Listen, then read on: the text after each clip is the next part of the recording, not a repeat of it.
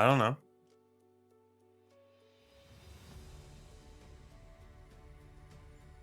I was just about to ask if you had seen my tentacly dice tower. Oh, we're back. But see, you know what? You know what it is? Because I was able to, you know how I was able to get a clean intro, but then I forgot to turn my own sound on. So there we go. Hello, irregulars. Welcome back to Beggar Street. Thank you for the sound heads up there, Dag Show. And also thank you for your continued support as a subscriber for these past 15 months. That is a very, very long time to have been subscribed to our humble little corner of the internet. So, welcome to session 1 of Wildsea the Seven Walls, our new Wildsea game here on Beggar Street. We are... My wife thinks you're hot, so I have to give you money. Awesome. Okay, that's... We're going to make dice for that. I have a question. Who was that directed to? Because, like... maybe all of us. Maybe. So many hot people on screen. There's so many hot people right now. It's all of us, really.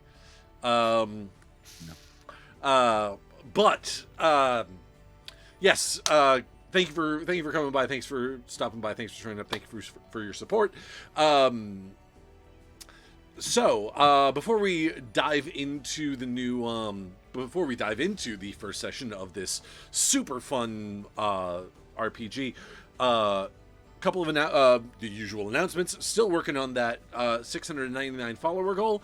Last I checked, we were at 650 followers. I mean, we are 49 away, which is like 20 less than a really funny number. But it also means we're only 49 away. So tell your friends, have everybody come by, leave us a follow. Share the wealth. Tell your mom. She'll love it.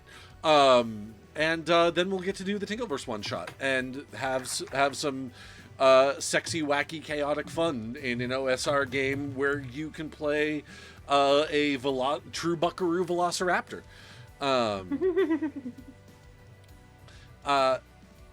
Also, you can play a velocipaster. You can play a velocipaster, yes. So the church is predatory? I thought that was a given. I was trying. It's been a long day at work. I didn't get a whole lot of sleep, and I'm not as quick on the uptick as I should be. I could have made that joke. I feel like everyone should be aware. Hi, welcome to session 1, where we are all just more sexual than you would think. But also, other announcement, huge thank you to our supporters, the Onyx Path Publishing, creators of fine luxury tabletop role-playing games like The Realms of Pugmire, They Came from Beneath the Sea, They Came from Beyond the Grave, Monarchies of Mao, Scion, Exalted. They're the geniuses behind all the Chronicles of Darkness stuff. Go check them out. Go check out their website, www.theonyxpath.com. Also, also here on Twitch, they stream a lot of their games pretty frequently. So if you want, I'm not sure we're doing any Onyx Path games at the moment. So yeah, no, we're not. So, but if you want to check out some of their games, go check them out here on Twitch, twitch.tv/theonyxpath.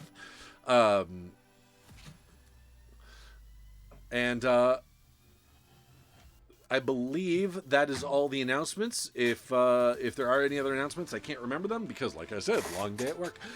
So I will hand the reins of the show over to our beloved Firefly here for our excursion out onto the thrashing green waves. Myth.works. Ray, take it away, friend.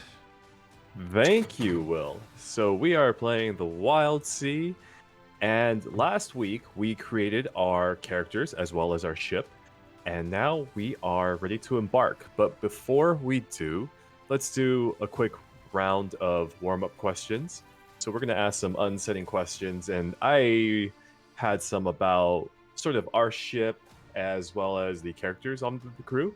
So let's talk about our ship first. So last week we created a mulching undervalued scything ship made of ghost oak powered by magnetic coils. As far as my recollection goes, it kind of resembles a garbage barge, like a snail garbage barge, and it's called the Gallow's Laugh. Yep. So my first question for whoever wants to take it, I don't know if it's a good idea we're on stream, should I just direct it? No, whoever wants to take it. How did the Gallow's Laugh get its name?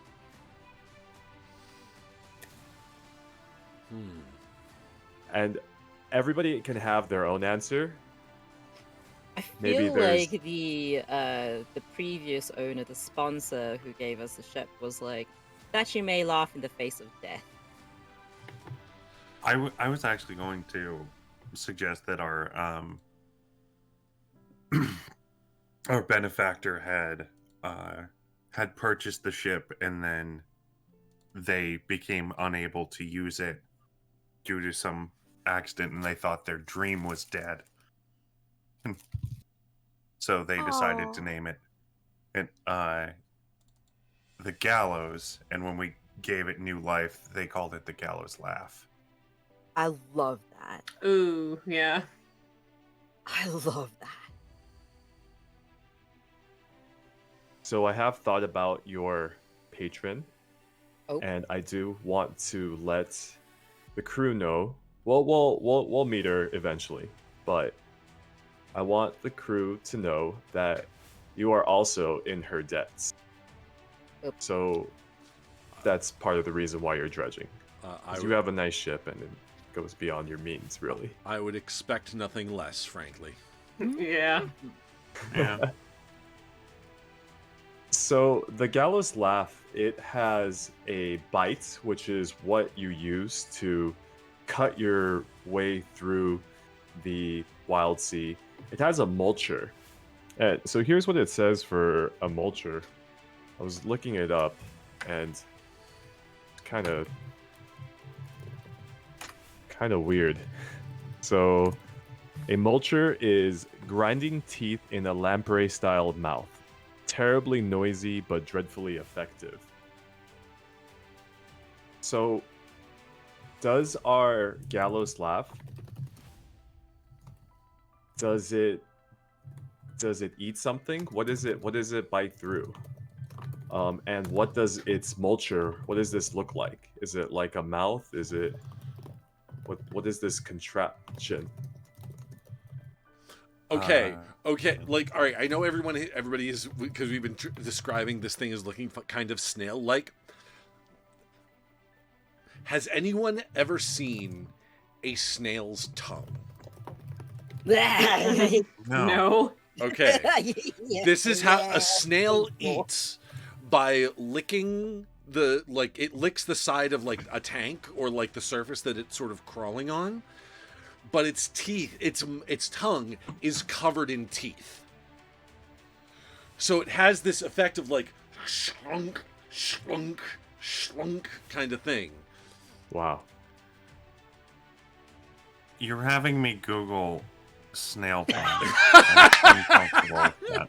The Wildsea, ladies and gentlemen, available now at myth.works. Yeah, the Oh my god, Yep. the photo I image found, is it like the just- teeth look like fingernails. Yeah. Wait, we gotta... I don't see any of that, but the third image that I see is a snail head photoshopped onto the end of someone's tongue.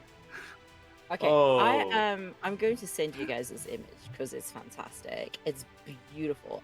I love a snail's tongue, the way it is structured.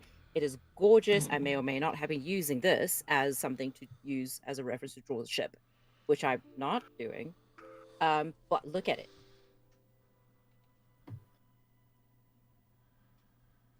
That is a tongue. I'm suddenly so afraid of snails. Oh, snails are fucking nightmare fuel. You best get over your fear, because you're in one. I didn't know that I was afraid of snails, but I'm afraid of snails now. Is it really? Am I the only one who's like, that's so pretty? Really? I mean, if I didn't know what it snails are was, cute. Like, I like snails, like whole snails, but a microscopic look at a snail tongue / teeth, I don't know about that.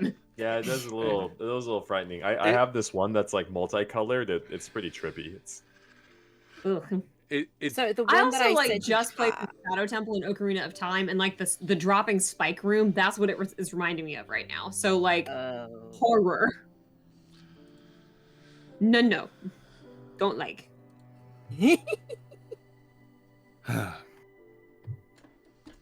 so does it eat metal? I feel like that. Like I feel like that's how it sort of. Except because it's industrial size and is like when snails do it, it's like eating microscopic algae off the side of a thing. Because our ship is just giant fucking thing, or not giant thing, but like it's big enough for us to, pilot it. It sort of It's giant compared to a snail. yeah. It's it works the same way, except it's like eating stuff. Ooh, what Like did I do? it would probably eat the like wood and branches and stuff. Thanks for the follow, Dash Gearhart. Although here's Ew. food for thought: because our ship is powered by magnetic coils, which are fueled by magnetized metal, maybe Oh yeah. it's able to eat some metal as well and fuel the ship. No, to keep it going. It actually doesn't eat metal. It mulches everything else, but the metal gets sort of filtered through, and we can sort of fish it out to use as fuel. Okay, very cool. So let's go to our characters now, and we'll introduce our characters again, and I'll ask you a question about your characters. So, and also, I guess this would be a good time to plug your stuff and introduce everybody to who you are and whatnot. So let's start with Jack, and please popcorn after you're done, Jack. Please do what? Popcorn. Popcorn. Just pick someone else to pass it to. Oh, I have never heard of that term used like that before in my life. So I was like, get popcorn, American my slang. autistic ass was- American, yeah. my autistic was- American I don't Zoom have popcorn in the house. colloquialism. I've Yeah. learned something new, thank you. So hi, I'm Jack or JJ. He, they pronouns. I stream full time on miesterhypester on Twitch. I sometimes tell stories on TikTok.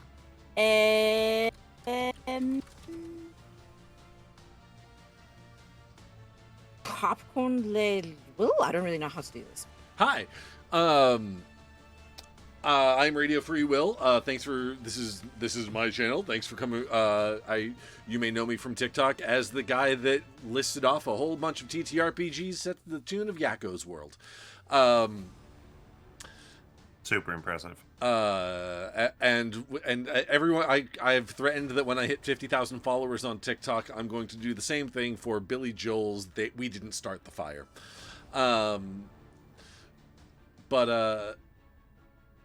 Yeah, you can find me on TikTok at radiofreewill, and that's here in TikTok. That's about it. And I will throw it to Abby. Hello, I'm Abby. I am wittyxwitch on most of the socials. I am a big Dragon Age fan, both running the TTRPG and cosplaying on TikTok. So I'm going to pass it to Shortbeard. All right, I am shortbeardthebard. My pronouns are they, them. You can find me on TikTok at shortbeardthebard. And you can find me here on Mondays and Wednesdays on Baker Street. Mondays for our fantastic Vampire the Masquerade series, Twin Cities by Night, which will be returning in February, which is awesome. So excited for it. And on Wednesdays for Superhero High, the greatest comic you'll never read, a Masks a New Generation series that I am the GM for. And I think I'm the last one, so we'll pass it back to the Firefly. Thank you very much. So,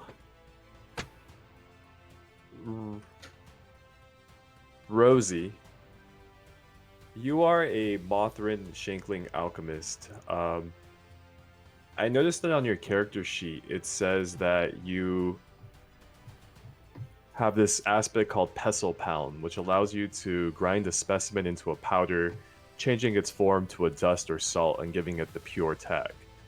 So what kind of powders do you make? And do you have one on you right now? I make powders based basically from whatever I can get my hands on, preferably alchemical substances. But hey, I'm willing to try anything. And chances are I do have at least part of one, so maybe not a full like serving, but I bet I have at least some of it. Cool. So go ahead and put in your resources partial fill in the blank powder, and fill it in with whatever you want. So Terajo, your character. Terajo. Yeah. You pronounced the Terajo. Okay. Yeah. Gotcha. See, I was like, introduce your characters team, and everybody introduced themselves and not their characters. And I'm like, my bad. I got it. Right. We forgot to do that. Yeah, it's all good. So Terajo, Will, do you want to tell us a little bit about Terajo? Yeah, sure. I am playing Terajo. He is an ardent anchored dredger. He is a he is unfinished business incarnate. Basically, he was a dredger, and on one particular, he found ruins, the Orichalcum ruins, and while he was down there getting what he could, he was eaten by something. I will figure out which Leviathan ate him, and it's now it is his Orally, my friend. it has become his goal to get back to the Orichalcum ruins and finish what he started. So last week we talked about Terajo having a reliquary. Yes. Yep. Some sort. Yep. Do you have any idea what that looks like? Let's see. It'd have to be something that he had before he fell. It's a timepiece.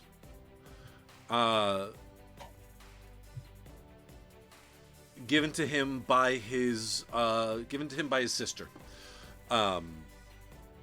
That he left on deck of the ship that he was on when he was eaten. It's copper, and the back, it's actually missing the backside of it. Like he has to be very careful with it because like a lot of the parts are sort of exposed. So it like if it gets, that's one of the reasons he left it on the ship, was because he didn't want to, like, if it get jostled or if he fell or something while he was down there, it'd be pointless. It'd be useless. But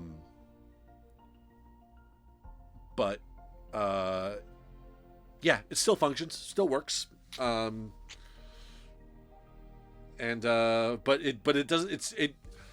It still works, but it never tells the right time because like the way it spins is like it actually spins too fast.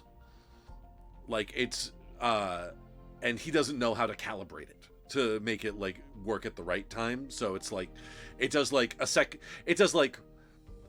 75% of a second for every second. I love it. Add it to your resources. Sure. Psilo, Shortbeard, you want to tell us a little bit about Psilo? Psilo?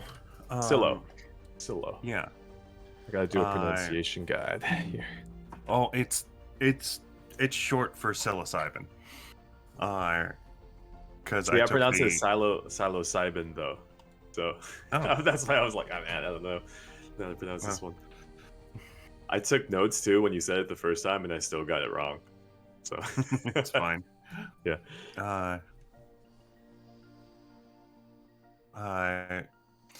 So Silo is a spitborn Gao char that it was it was grown in a just weird set of circumstances around a particular like temporary settlement, and has kind of developed a weird curiosity for things that eat,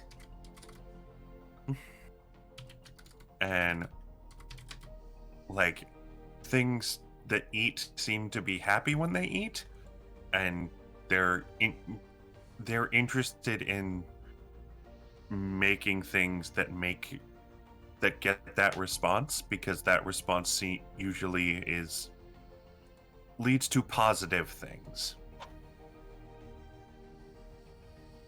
So you have the ability, the aspect Flavor Engineer, which says you can treat salvage as specimens when creating meals. What is the most interesting flavor that you've engineered? The most interesting flavor, So far. I mean, I'm sure there's more discoveries to abound. honestly, I'm kind of thinking, because you can make things out of tree bark, like even in our regular world, cinnamon is a tree bark, and like you have root beers and like birch bark beers. I'm thinking there's some sort of like tree bark that they've made some sort of weird concoction out of that has gotten a curiously positive response. I don't know all the types of trees that we have in this world. I'm sure we'll find out, and that sounds like an awesome flavor to have engineered. Yeah. Cool. So let's go to Jack. So Jack actually created a new character between session 0 and this one. So Jack, can you please introduce us to your new character?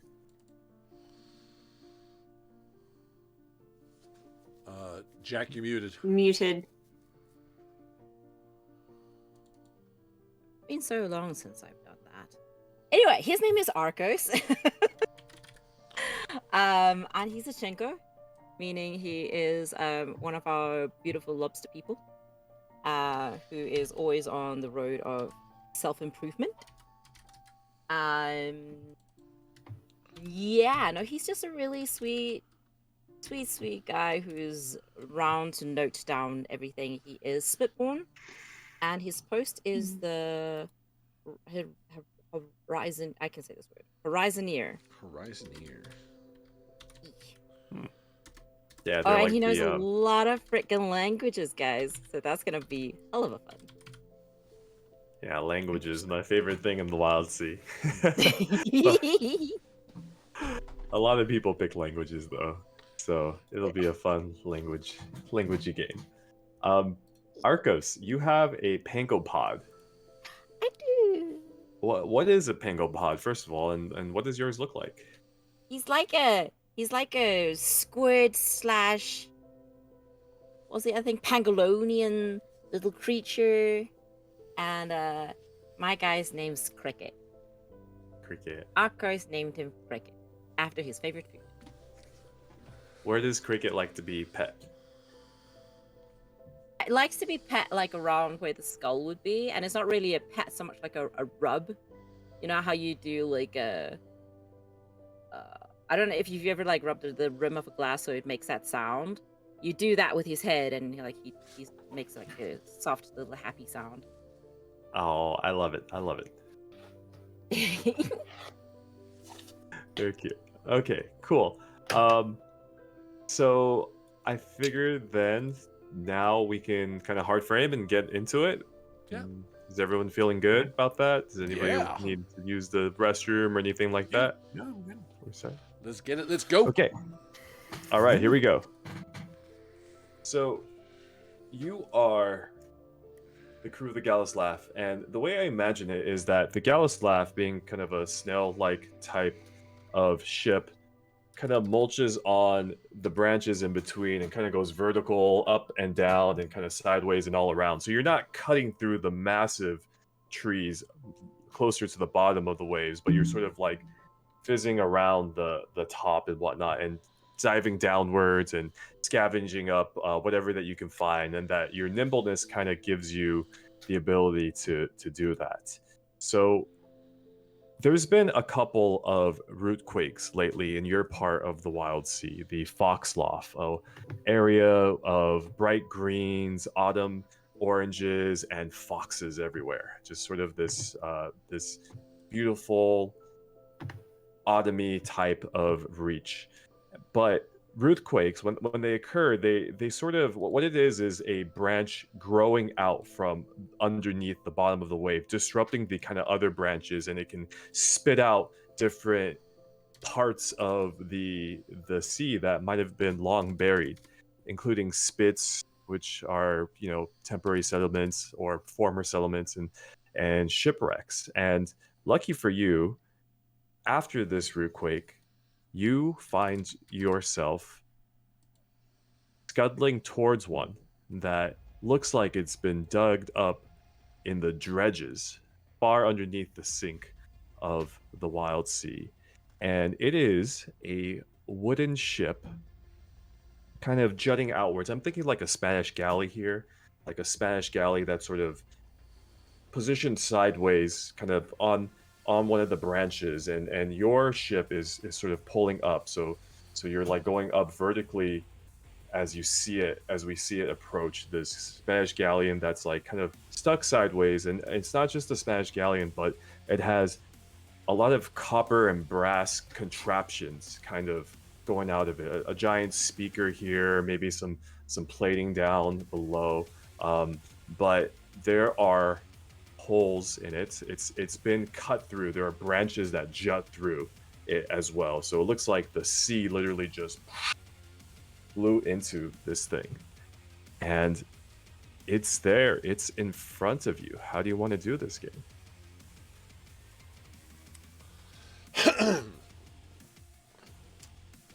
Now, oh crap, I gotta figure out what voice I'm doing for Terajo now.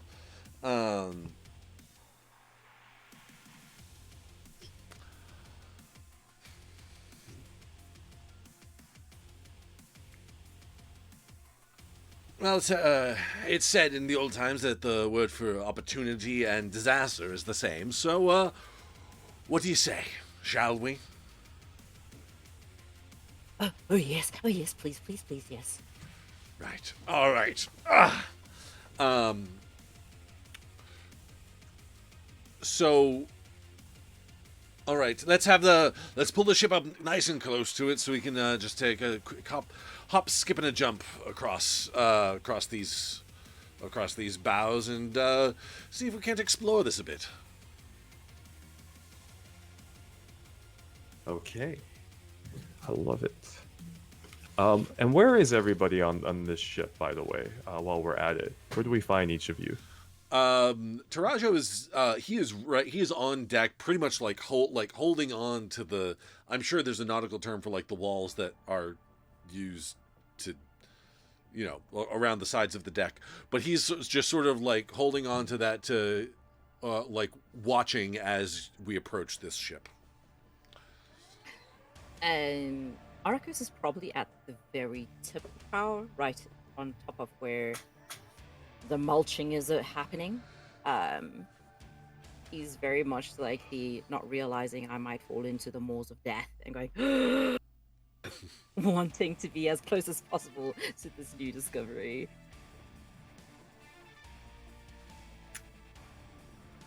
I think Psilo would probably be in the Gallow boiling something. In the galley, you mean? Yeah, we're all in the Gallow. Gallow. No, you said Gallow. We're all in the Gallow. Oh. Oh, wrong ending syllable. Wrong vowel. So, galley. I think Rosy is probably also in the galley working on brewing some alchemy stuff as well, or like going through her alchemy notes. Love it. Who then, I guess, is controlling the Gallows laugh? Who's going to make this maneuver? Oh, that's an important Not question. me. Who's driving this thing? Yeah. You know what? I will. Yeah, who is driving this? I will. I got it. Okay. Dead man driving. So Oh no. because we're rolling, we're seeing how well the ship performs. We're gonna roll one of the ship ratings as our first roll of the game. Okay. So the ship mechanics works as follow. We basically roll a d6 for every point of rating that your ship has. So your ship has a lot of saws, a little bit of tilt, so it's pretty nimble, it's pretty armored, makes sense, it's like a shell, but it's not very fast. There's not a lot of seals in it, which means it can't really keep the Wildsea out too often. It's like kind of open air is what I'm going to interpret that as meaning. And it's okay stealth wise. What do you think would be appropriate here? Well, you said with the recent root quakes, there's probably a lot of detritus kind of all about, like, so trying to cut through that is probably going to be important. We're not being chased, so speed and stealth are probably not going to be a big deal. Probably saws, I would guess. Yeah, would be totally. I think that would be the approach. Cool. So I'm thinking no matter what, you're going to get on board some way, somehow, but your approach here, you can maybe saw through something you didn't mean to, kind of disrupt the waves, that type of thing if it goes wrong here. Sure. Cool. So that's 4 in saws. So go ahead and roll 4 dice, please. Okay. And you're looking for the highest number on this roll, right? Correct. That is a 5. Oh, with a twist. Oh, with the twist. Oh, so Yeah. we are playing with the house roll. Is it the highest? Is it 2 5s? 2 5s, yeah. Oh, 2 5s. So, okay. So, Which I'm really lucky because I rolled 2 5s and 2 1s. okay. So, describe how the Gallows laugh kind of ascends and where it is adjacent to once you finish this maneuver. So we sort of put the mulcher into high gear, to try to get us to ascend up through the bows, the bows, and we're gonna try to get it to sort of snake along one of them and try to come to a rest atop one of the stronger. Actually, you know what? We're gonna have it's sort of one of the stronger ones that's sort of underneath this wreck, this galleon. Okay, directly underneath it. And this is your consequence, and I'll open up this to the table. What causes a lot of noise during the maneuver? What causes a lot of noise during this maneuver? Yeah. If not, I was thinking that, like, maybe as you're going along it, something hits the brass contraption of the ship that you're going on, so it kind of lets out like a loud, like, wong. I kind of would think it would probably be The mulcher? snail tongue. The snail tongue. Well, and that's Yeah. I was thinking, like, if we got a little too close, it might have caught one of these like brass things, and it got into the mulcher, which Yeah. sounds like an industrial sized fork getting caught in a garbage disposal. Just like shit. Sorry, no, brakes. The machine is unhappy. Pretty much, yeah. Oh, spit it out! Spit it Yeah, out! Spit it out! That sounds good. I love it. So yeah, it's loud. And think- I'm starting a secret track. Oh no, a secret track. Oh no, a secret track. I wonder what it's Oh, gonna boy. do. Find out. I- Also, we have a twist Um, on the table. And so Uh, all that. So tracks are just a way of measuring progress. They're similar to clocks. They're similar to sort of just counting down how much you need to complete something. So don't mind them at all. There's just one on the table. And I think, we also have a... Sorry, go ahead. I think that whenever that noise is made, Rosy will like slam her alchemy notebook shut and be like, "What was that?" and like run to the deck. Sees Rosy, and Arcos is just like, the ship, it ate something. It shouldn't Even I know you're not supposed to eat things you aren't supposed to. have. But I couldn't stop it in time. It just, I don't know why I'm Italian, but there we go. I'm gonna like pat that like rail on the ship and just be like, "It's okay, spit it out, spit it out, spit it out." Look at the trees, bro! If we stop, if he just lifts like all 4 of his hands, I could go down and take it out. Maybe. We can add it to the side of the ship. Slow it down, slow it down. Oh my god, I just realized what voice I was just doing there. I was doing Danhausen. Yes, very good, very evil. Yes, very good. Very nice, very evil. Yep. Yes.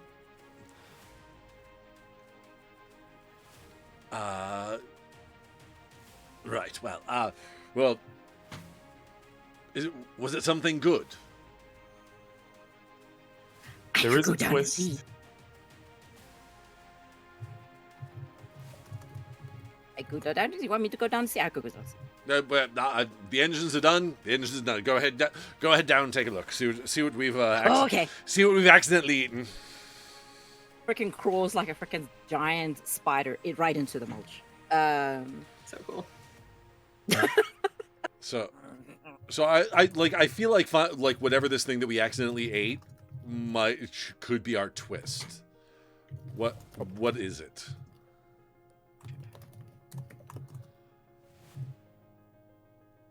If nobody has one, I maybe just add a resource here. So, Okay. yeah. So something brass. Think maybe like a mangled brass, or if you want. I don't know why my brain just went, "Oh, we found a giant brass cowbell." Don't ask me why, but it's there. My first thought was tuba. We have Oh, a no! mangled yes, we have a mangled tuba. Mangled tuba. I love Mangled it. tuba. Oh Love my it. gosh. Love it. Ew. So I What- guess Arcos comes out with a Ma- triumphantly in one of his hands. Mangled Tuba is the name of my Mad Caddies cover band. Look That at that! features a tuba, of course. I got it out of the teeth of the gallows after. It's good. Assuming the like not the mouthpiece of the tuba, but like the trumpet part of the tuba is large enough. Rosy is gonna like stick her head in it, like Anastasia into the dress. So you just be like, "What is it?" Guys. It'd be like looking through the mouthpiece and be like, I can see you from that. I was gonna say like looking around the various crew that we have here. Let's see. Mushroom Person doesn't have a mouth. Ichenko mouth question mark? I don't mean the bulls. Mandibles, okay. Mandibles do all the talking. Mothrin, a proboscis of some kind, I would imagine. And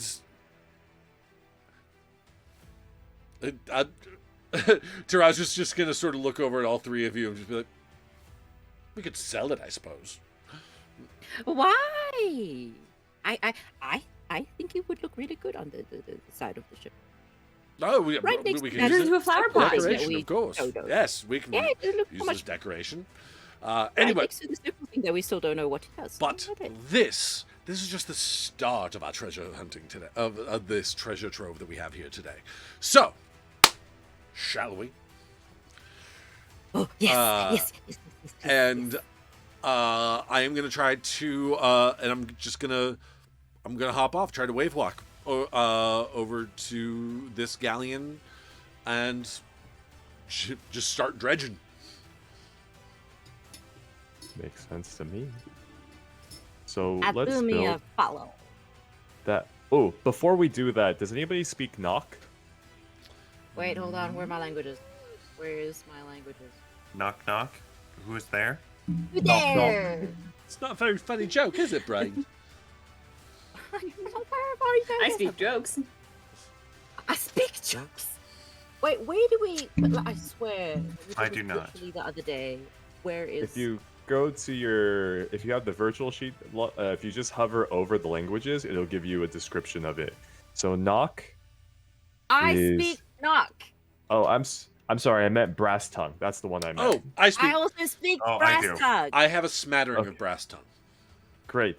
I smatter brass tongue too. Smatter brass Yes, tongue. I speak brass tongue as well. So the three of you can read, and brass tongue is pretty well spoken on this part of the Wildsea because the Ritlings, you know, and we'll get to them later. But on the side of the ship in brass tongue, the three of you can read bottom dollar. Bottom dollar. Bottom dollar is the name of the ship. Bet my bottom dollar. Bottom dollar. Bet my dollar. Yep, that's it. Well, I begin singing. well, I guess the sun's not going to come out for these folks anytime soon. Singing off key. Yeah. Should have named it Top Dollar. Maybe they'd have better luck. Bottom dollar's always been unlucky. Are Always, you always. still on the ship? Okay, so let's see that roll. So let's cut to Joe to do that. In order to build a dice pool in the Wildsea, you add up the following. You state what type of edge you want to use. This is a descriptor of how you're doing the action. Okay.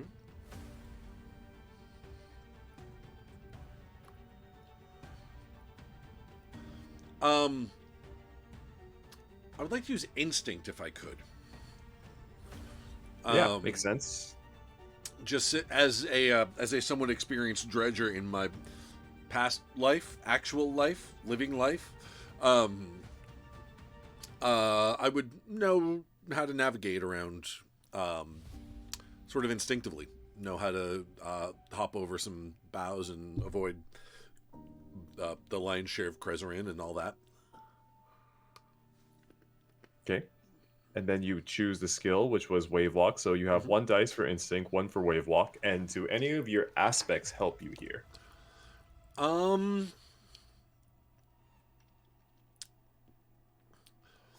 would say No. devil may care kind of makes sense. I was gonna say it would make sense. Yeah. So would that add another die for me then, or? Sure, because so devil may care says treat conflicts as triumphs when avoiding traps and environmental hazards. So even though it has like a listed effect, I kind of take that, like I can see that as a descriptor for the way that you and Terajo is someone who has quite literally jumped into the jaws of a Leviathan before, so kind of Jumped into it, snuck up on. These are semantics. yeah, semantics. Cool. So that sounds like 3. That's another 5. It's another 5. Okay. And it that which would normally be a conflict, but because this is sort of this would be an environmental thing, right? Because going through that, so it counts as a triumph. Excellent.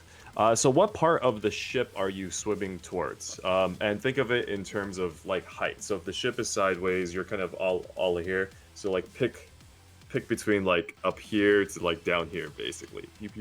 So when you say sideways, so if this is the stern and this is the aft, right? Yep. Of a ship, and we've got starboard and Yep.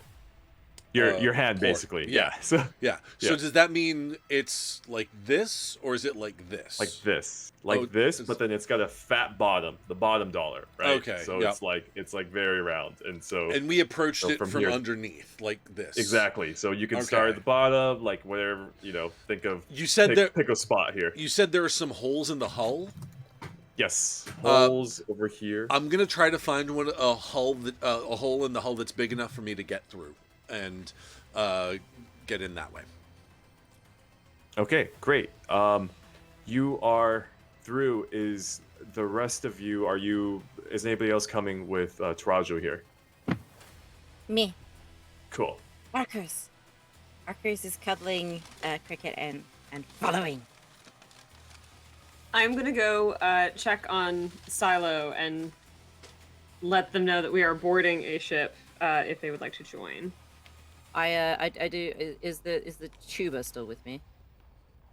It's, yeah. Put it as Okay, I'm a. gonna stick it on my back. It's pretty big though, right? A tuba, like how? I'm gonna use 2 of my hands. I was gonna say, Just is this carry it. is this a utility tuba? I don't actually know how big my belt is, so I'm just gonna assume that a he just utility used tuba? A Swiss two of Army his tuba? forearms. Yeah. We can retcon it to a French horn if you'd like. No, I want a Yeah. tuba. I want a tuba. I want the No, tuba. it's a sousaphone now. It is a sousaphone. You can wear it, so you can move around and. Aw, I'm okay with Arcos literally carrying this giant thing around like a giant teddy bear. Like, I'm absolutely fine with that. I'll use 2 of my arms for that. That's okay. It's the advantage of having 4 arms. If you're carrying it with Welcome. them, when you get over to the ship, over to the bottom dollar, Terajo's going to look at you like, "Why? You brought the tuba? Oh, yes. Why?" Or not? Am I not supposed to put the tuba with me? You could have left it on the ship. Oh, we haven't decided where on the ship we wanted to go. Oop. We lost some images. Mm-hmm. The Difficulties. Firefly is... Technical This is my difficulties. emotional support tuba! Sorry. That killed me. I just think it's a good place for Cricket to be in. Look how cute Cricket is in it.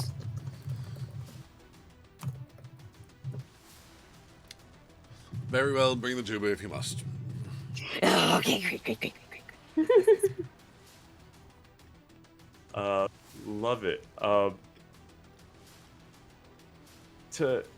So, Rosy, Psilo, are you coming?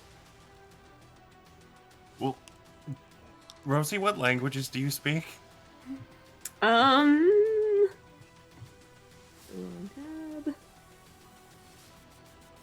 Low sour. That's it. Okay, we don't speak any of the same languages. You have low sour. Yeah. Well, yeah. Everybody has low sour. Oh, okay. Oh, really? Yep. Okay. I don't. So, Low- so low the sou- languages we picked were just like additional languages Yes. you happen to know. Everybody Oh. has an automatic full fluency in low sour. It doesn't offer any like cultural knowledge details like the other languages do, but it is to borrow a phrase from another fantastically popular tabletop role playing game. It's common, basically. Yeah. And Yeah. the sort of house ruley thing we're playing with in our version of Wildsea is that there's nothing written in low sour. Okay. Nice. Okay. Oh Fair. no. Okay, fair. Oh no. Wait. So My girl can't read. Rosy is illiterate. wait a minute. Okay. Wait, I didn't want that to happen. I actually kind of love that idea because that as an alchemist, you needed to learn some way, but that means it's all oral tradition. It's all oral tradition. It's all trial and error, which means her notebook pictures. That's so It's all cool. diagram. Love That's it. so Love it. cool. Pictures. This sharp thingy plus that sharp thing equal cloud. And maybe like someone's gone in and like written words next to him, but it's like she can't read Underneath them. it. So No, Yeah. it looks like a rebus. You know those A what? those puzzles where it will show the picture of like an I for the word for the letter I. Like Yeah. it's like and like it's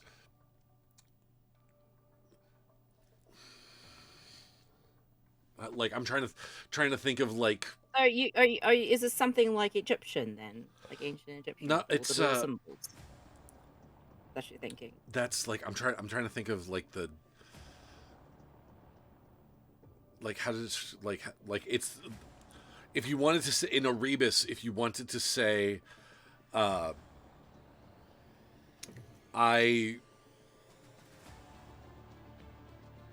blew up, it would be a picture of an eye, like an eyeball, a shade of blue, and an arrow pointing upwards. So Maybe that's why her name is Rosy, is because she couldn't write anything, so she started drawing roses. there you go. There, yeah, that's awesome. Your signature is a rose. I love that. Hiron just put one in the chat. Cheese plus fire equals nacho. It's Burrito. Perfect. Love it. Lovely. Terajo, are you? So, do you help your fellow dredgers get on board? oh yeah. Perchance. Okay. If I can. So in my mind, maybe like you have a rope or something, so you're like setting something sure. up, so it's like a little bit easier. So yeah, Jack, you are across to Psilo and Rosy. Are you two coming along here, or are you staying back on the ship? I feel like one of us should Yeah, stay I'm on like, the ship, I'm and not I'm there happy to for that to say- be me. I'm not there to say anything, but I do feel like there should be someone left. So yeah, I think I'll go down and tell Psilo, it's like, hey, they're boarding a ship. If you want to go, I'm happy to stay and like keep an eye on things. You can also stay and cook if Uh, you want. Like it's I mean, totally an option yeah. if you just want to like. It'll turn off the burner of the like. I'm gonna say it's like just like a boiling, like amalgamation of branches turning into like tree tea, Love it. and just start walking off to the deck. One thing that I would like to ask, just for my own sort of mental image, can we describe what each of us looks like? Sure. Do I start? Can I start? Yeah, go for it. Can I start? So I think almost mantis, but bright yellow with streaks of orange. He's got these two bulging eye stalks with massive eyes. All the better to see you with, my dear. Got these mandibles. Has 4 arms off of his torso, which is always constantly touching something because touch is fun. And a massive bottom, for he thick, and 2 big legs to carry himself around with. And always around him is this little cricket of his on his head, on his shoulders, running around his torso. Subway. All right. Now he's hugging a giant tuber. So, Terajo is he's ardent, so he looks fairly human. Fairly. I mean, yeah, he's the most human looking of. He is the most human looking of the crew. He is the most typical human looking of the crew. Was at a point, yeah.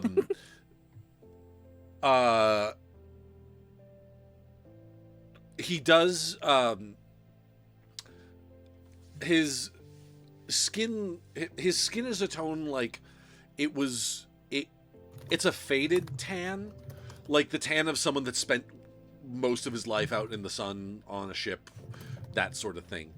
But it's faded a lot, like he's spent the last 10 years indoors or something like that. He has sort of jaw-length hair that is naturally clumped together, not in a way that like he was trying to lock it, but it just sort of like naturally clumps because he doesn't wash it very frequently. Perpetual 5 o'clock shadow. That's sort of like dark brown hair. And he's wearing this. It's almost like a trench coat, but sleeveless. Yeah, like sort of like think sleeveless trench coat, and it's this sort of like dusty blue. His arm, he has his like bandages up his arms, where instead of gloves,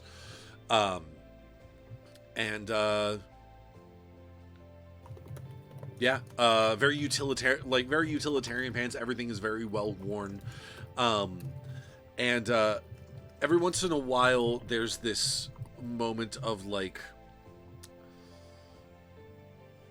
where never when you're looking directly at him, but sometimes out of out of the corner of your eye, he seems translucent. But if you like look at him, he becomes completely opaque. And he wears similar bandages to around his arms, around his feet instead of boots.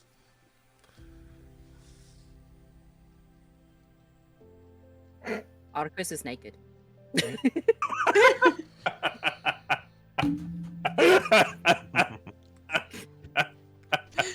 Of course they are. I expected nothing less.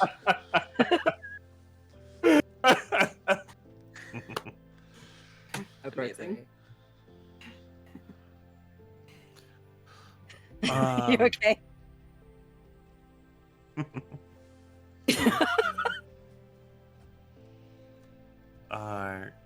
I'll say Psilo is a relatively like skinny looking thing. They have this like kind of tall cap that's like this tannish brown, and it goes like down to about here, where you can see some like gills on the stem. And like if you've ever seen like the bleeding tooth fungus, where it's got those like what kind of looks like blood droplets, Oh, it's talking got about like inky the cap or I believe they're called I believe they're called bleeding No, tooth it's fungus. bleeding tooth. Yeah. Where there's like some openings in random spots on the like gilled stem near where a face would be, that look like blood, but you can kind of feel that they're eyes. As well as some like frills where like a mouth might be. You don't know, you've never seen it open, you've just kind of seen it move. And like there's just weird appendages that maybe not are arms and legs, maybe not. It doesn't really have fingers, but it just has like grasping like pads that roll up and grab things. It just kind of wears like the dirtiest raggedy clothes that it can, because clothes are weird, but people seem to be more accustomed to you if you wear them. Arcos. I have no idea what you're talking about. I like the breeze around my inner parts. Who needs clothes when you have chitin? You're Ray, muted. you are muted. You're muted, Ray. The chitin is my clothes, so take my clothes from me. Technically, I've never unclothed because I always have chitin on. So regarding the dirty clothes, this is a good time to point out that we did take a night farm during ship creation, which is essentially a dark covered soil pit for growing mushrooms. Yes. Which we decided was Psilo's bedroom, basically. Yep. Yes. These are Psilo's clothes are not distinguishable from bed clothes. They are just clothes. They are just clothes. Brilliant. And covered in dirt now. Yeah. Rosy is Rosy is the most moth-like character in the way that Terajo is the most human-like character. She is a rosy maple moth, and so she has like pink and yellow coloring on her, fluff and her wings, kind of like marbled in there. And because she's a changeling, she also wears other bright colors. So she's a little maybe garish to look at with her full splendor. But yeah, I think she wears her wings kind of more like cape-like, and so it looks really cool and flowy. Nice. Love it. Okay. So 2 and 2. Sorry, one more time. The fictional position. We got Terajo and Arcos inside the ship now, Mhm. and Psilo. Psilo is coming to join them. Great. And so Rosy's hanging out on the gallows lap. Okay, so we'll come back to you in a second, Rosy. But the three of Cool. you inside the ship, as you enter it, climbing through this hole, it's not dark because of a lack of light, but there is just so much of something in the air. It is almost just kind of filling your orifices if you don't have a spore scarf or some kind, because this place is infested with spore clouds. It has got this noxious kind of fume that's everywhere, and if you look on the wall, it sort of is speckling the wood of the wall as well, and there's just not a lot of visibility here in general. So does anybody have like a spore scarf or something to deal with this type of environment? I thought we had spore scarves as part of our sort of default gear. No, it is actually an aspect. Oh, it's an aspect. I was not aware of that. Yeah. Okay. No, I do not have that as an aspect. Okay. Well, it is I a have good. Docker threads. Just doesn't care about the spores. Like, yep, this is how I live. Spores. The rest of us are like coughing up a storm, and it's just like, whoa, cool. I feel like home. So this is going to affect Terajo and Arcos's visibility, and you might get cuts in certain things as well. It might be a consequence too, so it might hurt you down the line. But you're sort of in this environment right now. But Psilo is fine. I mean, you're I'm sorry, I'm just imagining Arcos like wiping his eyeballs with Will's clothes because he doesn't have clothes. It's like, and you're a Chenko. You have a lot of eyes. I have two. You have I two. 4 arms. I was wondering if your eyes were compound or not. That's a good question. Would go with compound actually. All the better to see things. So you have way more eyes. Wipe each facet. Just like. Terajo!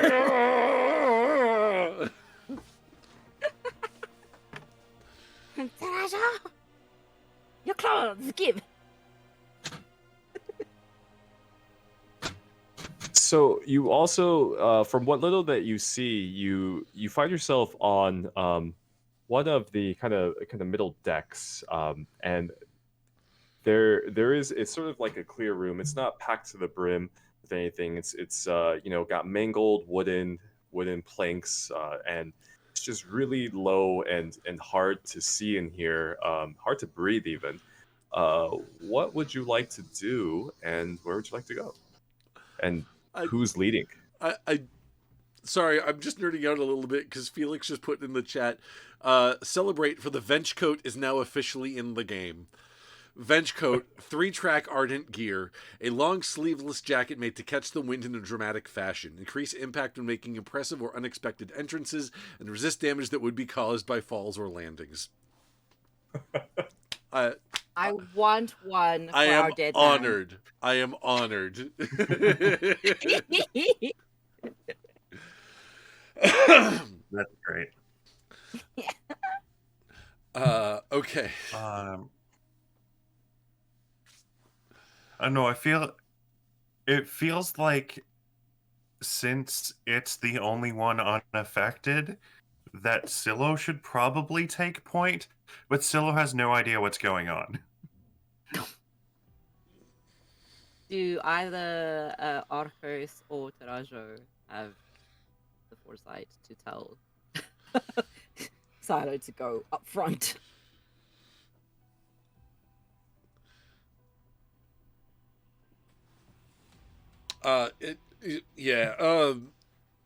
Psilo, why don't you keep an eye out ahead, because I don't know about you, but I can't see shit right now.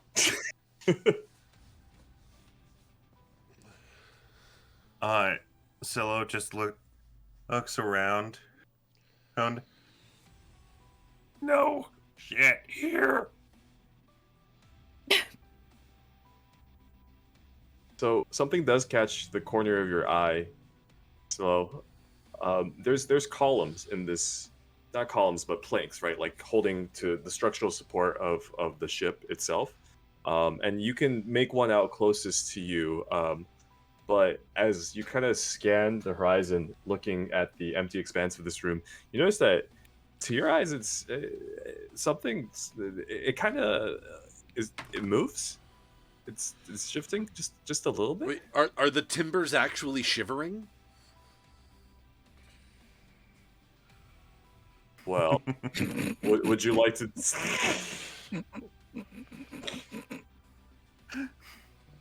That's what they're called. You're talking about the support beams of a ship. It's like they're the timbers. The timbers are shivering. The timbers are shivering. Okay, so it looks like the support beams are kind of moving.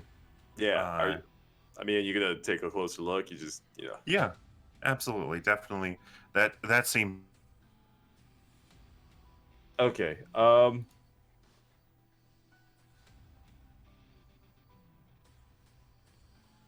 gonna.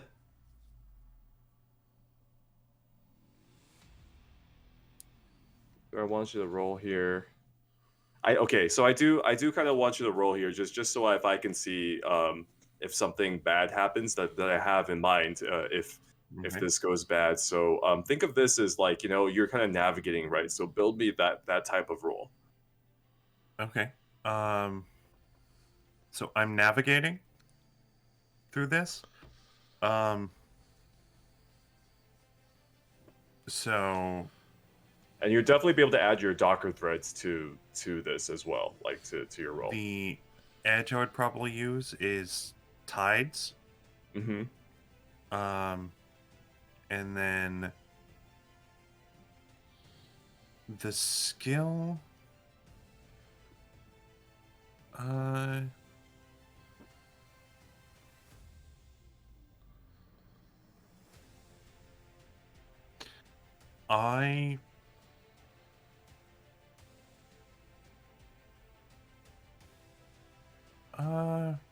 it would probably be delve, because that's used for exploring, traversing, ruins of the old world, old barriers, and unearthing secrets. Yeah, makes sense to me. Yeah. I do not have a point in that, so it would just be. It'd be So it would just be 2, and if you can use like a salvage here or specimen or any of those abilities, but if not, it's cool too. Yeah, I don't believe I have anything that would help. Salvage, I've got boiling casks. Okay, Um, let's see what happens here then. Okay, so we'll roll these two. That's going to be a 5 and a 7. Okay, it's the single highest. So that's what you're looking for on rolls, and if there's doubles on any on the highest roll as well. So a 5. So as you approach it, it comes into focus what it is. It's not timbers anymore. It's a plank made of rats Oh, that are holding the interesting. together. And one of them, as you approach it, scurries off. You just see it branch off from like this plank of it and just kind of branches off, and it's going sort of towards you. In fact, it's heading for that gap that you just all came from. It's all rats. It's all rats.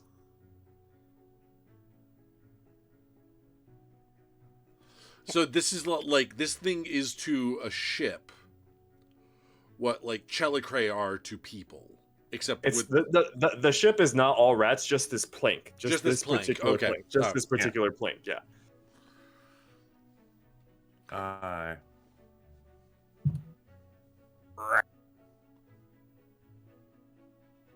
So you have a chance to react. It's running right past you.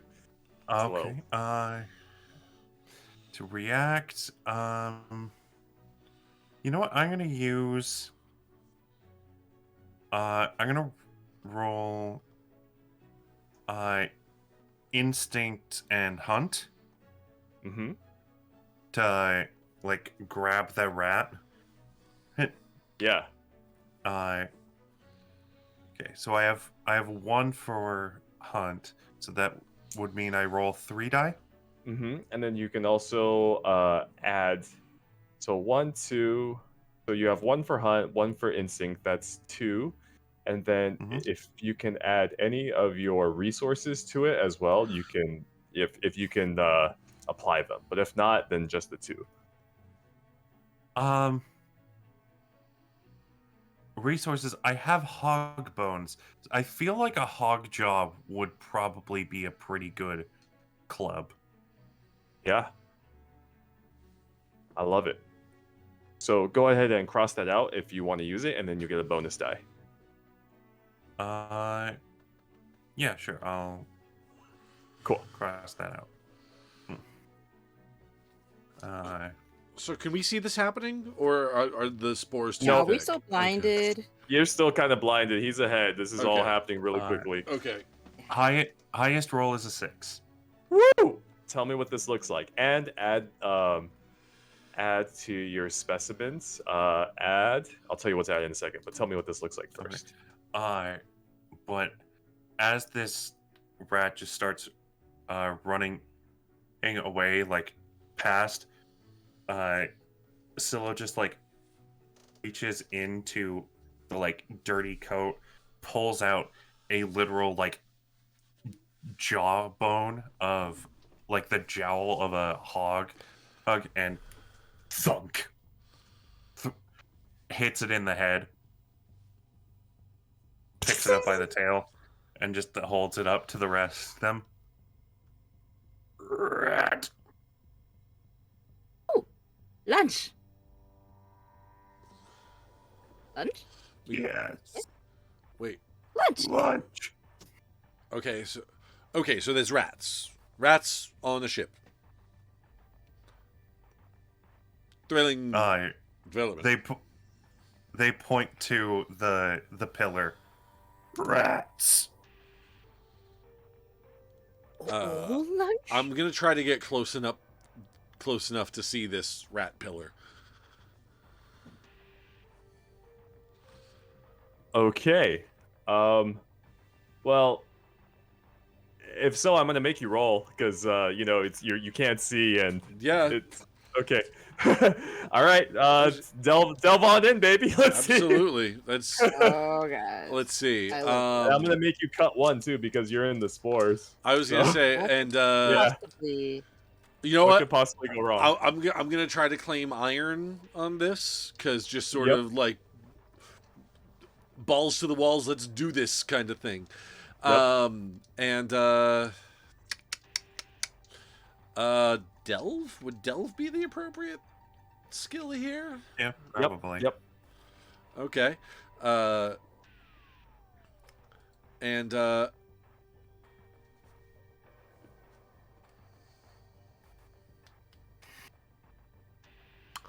So that here's is here's a weird one. I have Geist Hand. Can I use that to sort of like clear some stuff away, like clear some of the spores in front, or are they just too thick? It doesn't matter how much I wave them off. It's just too much. I feel a little more iffy about that, but looking at Devil May Care, I feel like that would still apply here because it does Okay. say treat conflicts as triumphs when avoiding traps and environmental hazards. So I feel like you Okay. you do get that reward for just being like, screw it, I'm gonna take a look. I'm not. Yeah. Okay. So and remind me what cut 1 means again. Means roll the dice pool. Yeah. However, get rid of the highest. Gotcha. Ooh. Ooh. Brilliant. I know it's my favorite mechanic. It's my favorite. Oh, that's not good. Because my highest was a 6, but that gets cut. And then it's double 2s. Ooh, disaster. Yep. So I think what happens as you approach this Terajo is you get too close. Like you're going so fast that you startle the entire column, and it just collapses. It just bursts into all the individual rats, and not just that, but they're scurrying past you now. They're beneath you, and now they're beneath Psilo and Jack, and they're kind of all underneath you. But you specifically, I'm gonna have you mark a mire because of that as well. In response to the question, where are they? Psilo's going to point at the trail of rats running out and go, "Here!" I see. Our lunch is getting away. Wildsea Lunchables, yes.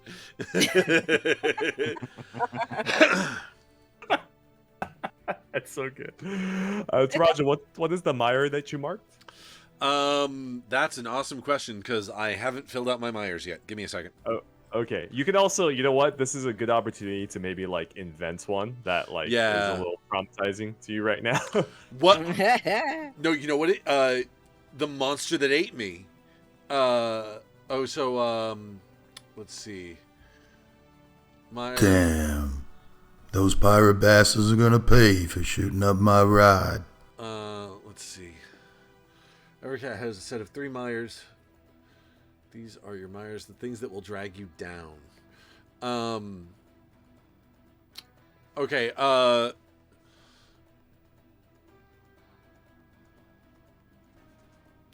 the creature that ate me was rat-like. So this is one of those moments where like my connection to like the material world, like between life and death, gets a little like shaky because it's like, oh shit, like this, it's one of those like fuck, and I start to slip a little bit. Love it. Woo! So that's marked. The rats are scurrying about. We also have a twist on the table. So twists are, by letter of the rule, given to anybody but the Firefly. But I'm okay to suggest one as well if nobody has any ideas. So anybody have a twist here?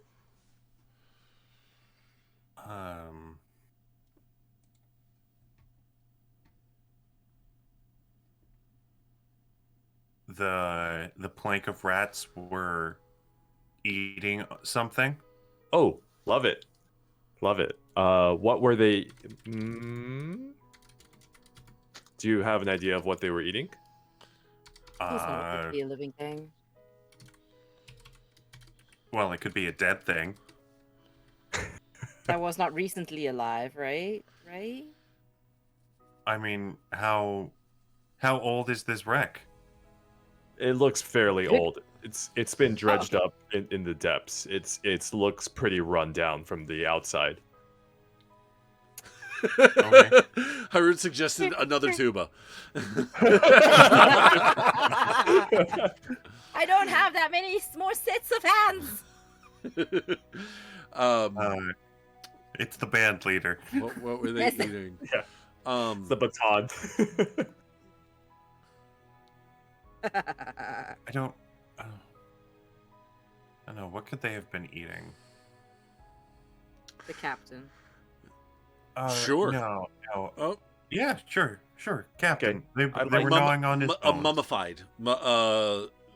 Basically, yeah, like sort of a mummified remains kind of thing.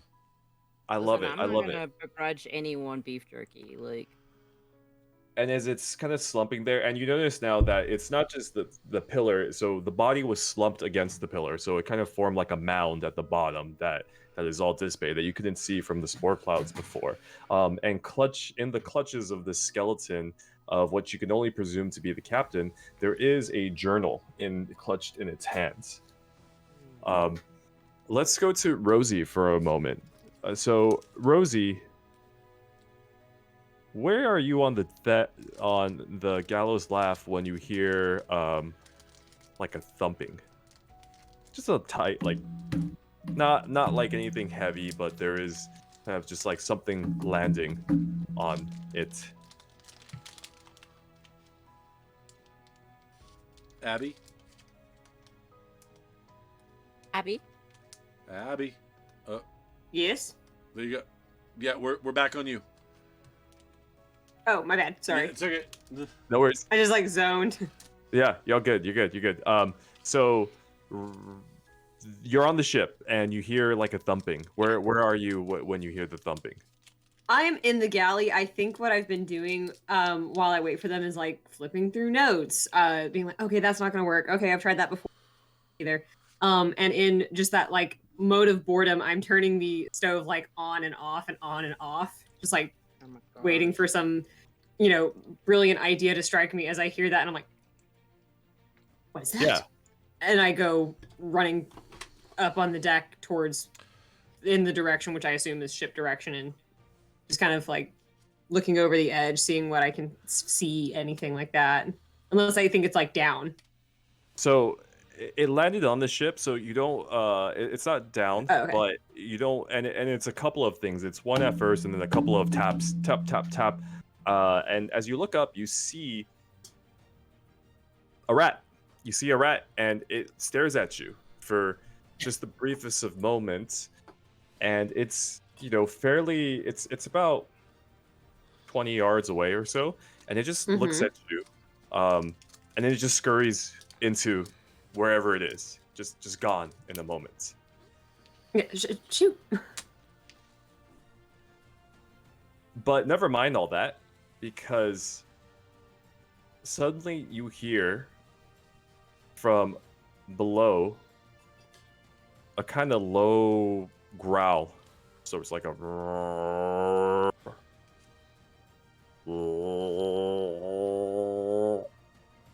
and you see from the deck these vines kind of whip upwards, like just sort of coming from below, but whipping on sort of wherever you're standing of the ship.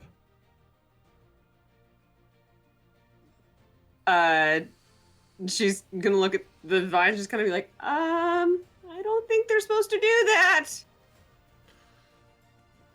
You gonna look down to see where they come from? Yes. All right, so you see, how to describe this thing? It's Verbally. like, yeah, herbally. It's like a floating orchid rosebud kind of thing. Like a, I got a picture. I'm gonna cut and paste. I'm gonna cut and paste the picture.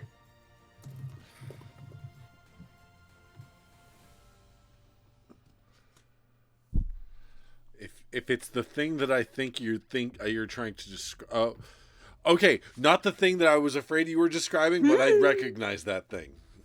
Yeah, so that thing is beneath you, and it's right. just sort of like hovering there for now, Rosy. Let me find the picture of it, and I will share it on the stream so that our viewers can know what we're talking about. Yeah, let me get a better cut and paste job.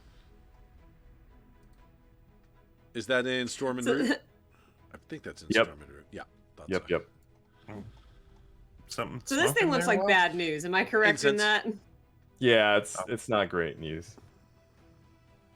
Then I'm going to basically like yell as loud as my little moth lungs will get. It's like, guys, if you can hear me, I think we should go.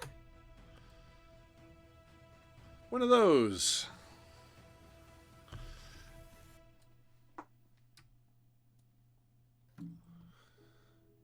Alrighty. Boom, boom, boom. And while she waits to find out if the crew heard her, she's going to like go through her pouches and see what she can mix up as like a very quick explosive. Oh, I love it. Yeah, let's make a quick creation roll for that. So the way that this works is.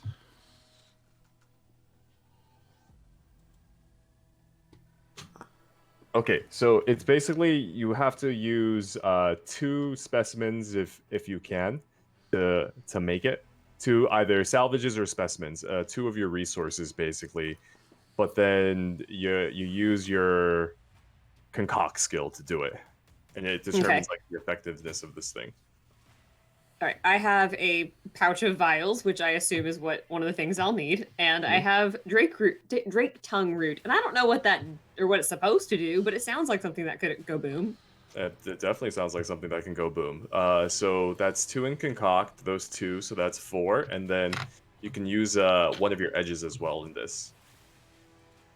Okay, I have grace, sharps, and tides. Would sharps apply? Sounds like sharps to me. Okay, sweet. So that's 5 dice total? Mm-hmm. Okie dokie.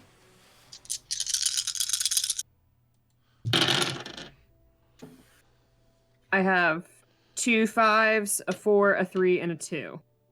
Okay, so that means it is...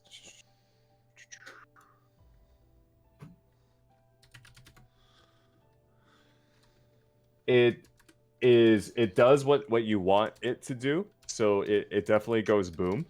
But it also has an additional small unexpected benefit. I love a good benefit. Yeah. Rules is written. So so you got this powder, you mix it up. What are you gonna do with it? My plan is to like wait a little bit until that creature is a little closer, because I'm assuming it's not like right up on it right now. No, it's kind of beneath it. Yeah, so basically kind of like wait until I would get a clear shot and then throw explosive into its mouth. Cool, sounds good. Like King Dodongo. Yeah. So let's cut really quickly back to the other group. What are we doing, team, on board the ship? Panicking. Because there's rats, and I'm fading a little bit. Yeah. I'm flickering. The rats are gone now. Actually, Okay. they were gone very quickly. It only took a couple of seconds before you couldn't see them anymore. All They right. just disappeared. All right. Okay. So we have so we found rats. Rats are great, but it would be nice if we had something more useful. Maybe tradable. Maybe let's. We have this journal. Is there any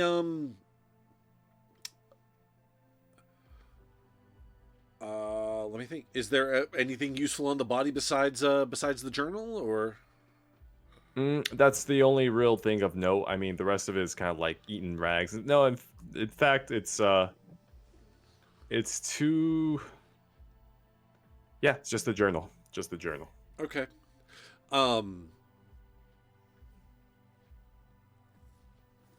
Rags can be useful, and bones. That's true. Rags can be used. We'll collect the rags. Cool. Sure. Yeah, you can have them as specimens, rags and bones. Yeah. Pick 2. Am I allowed to carry the captain back with me along with the tuba? I suppose why not? I would like to put the skeleton in the tuba and carry it back with me. Is this gonna be our tuba of holding? It's You wouldn't allow me to. Like, why do you have the tuba? Now you see why I have the tuba. No, still do not see why you have the tuba.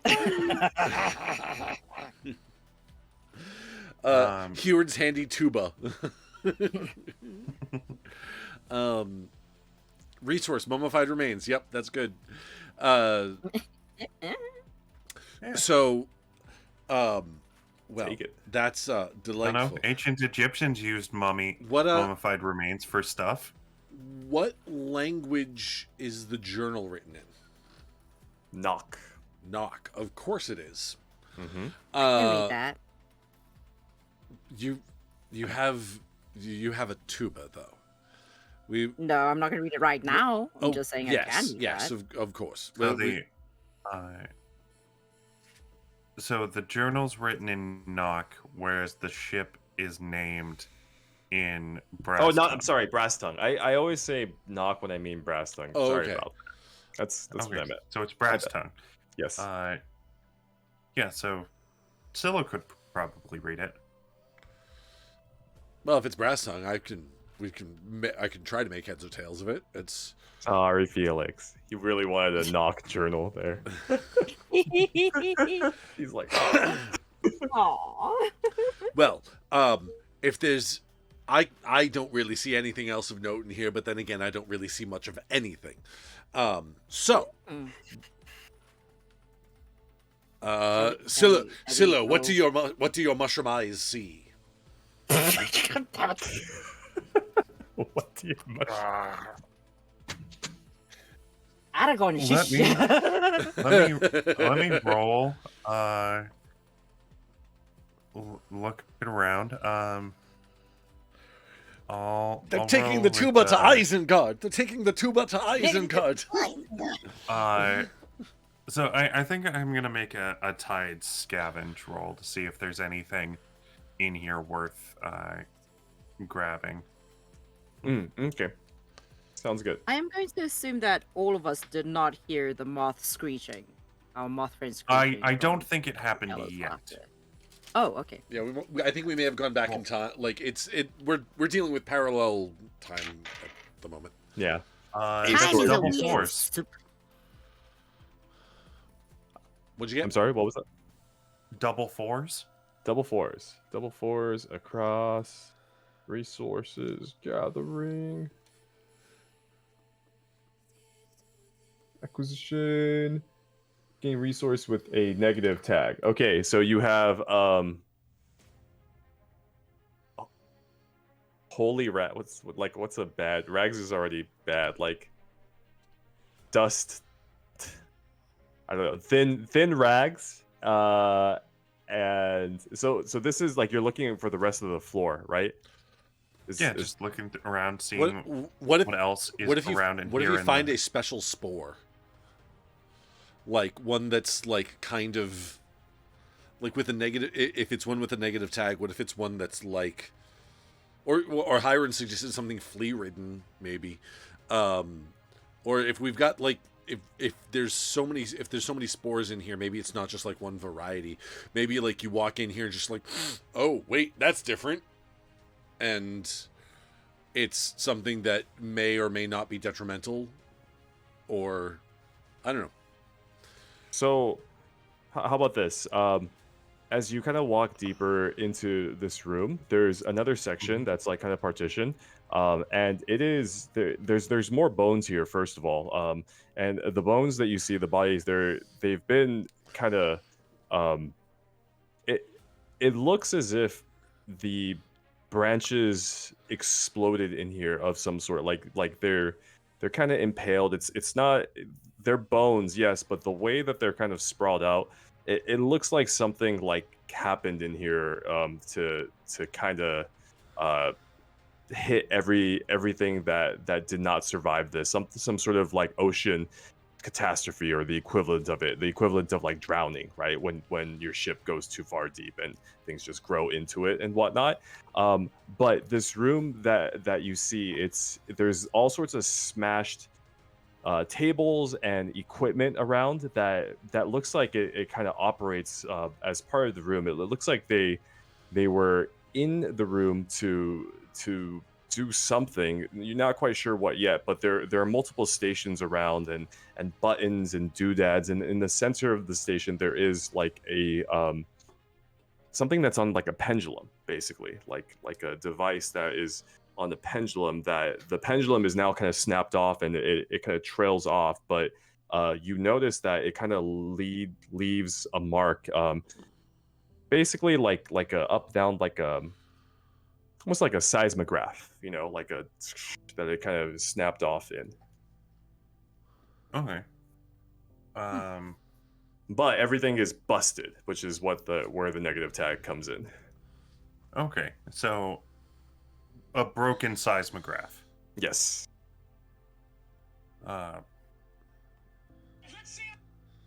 They're they're gonna collect it. Maybe someone can mend it. Cool.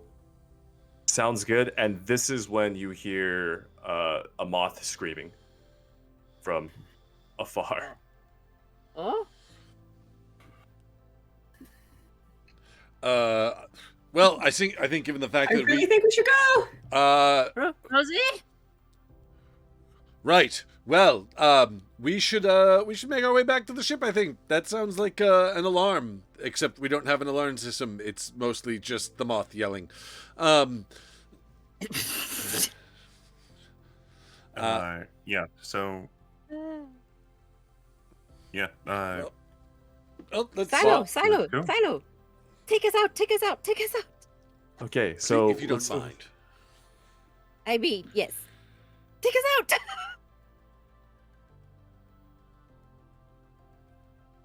Okay. Yeah. So Scylla's going to lead them out through the hole that they came in, and head back to the ship. Okay, as you are doing that, we're gonna follow you for a second, Rosy. This creature, this thing, now is rising, and it is completely sort of above you and looms over your ship. And it looks around, and you see it lashing into the side, like lashing not towards where you are, but off to the side, as if its target, its focus is on something else. And then you see it's got like a small rat in its little tendril, and it stuffs it down into its jaws and kind of crushes it down. And it's doing that multiple times. It's grabbing a lot of these rats from over there as it's floating, but it's literally like right above you, just kind of like floating there, and kind of sweeping the deck of your ship. Okay, so with that in mind, I'm gonna keep my explosive vials handy, in case it comes for me specifically. However, I am gonna try to get rats and just like swing them by the tail into its mouth. Okay. Yeehaw! Squeak! Yeehaw, indeed. Squeak-haw! Okay. Let's see. So what is your intent while doing this? Like, what are you trying to do? Like, distract it, get its attention, stuff it, or Make sure it's full and not gonna eat us, and keep it occupied with the rats enough that it doesn't turn on me or my crew. love it. Okay. So let's build a roll and see if that happens. Okay. Food, friends, weapon. They do it all.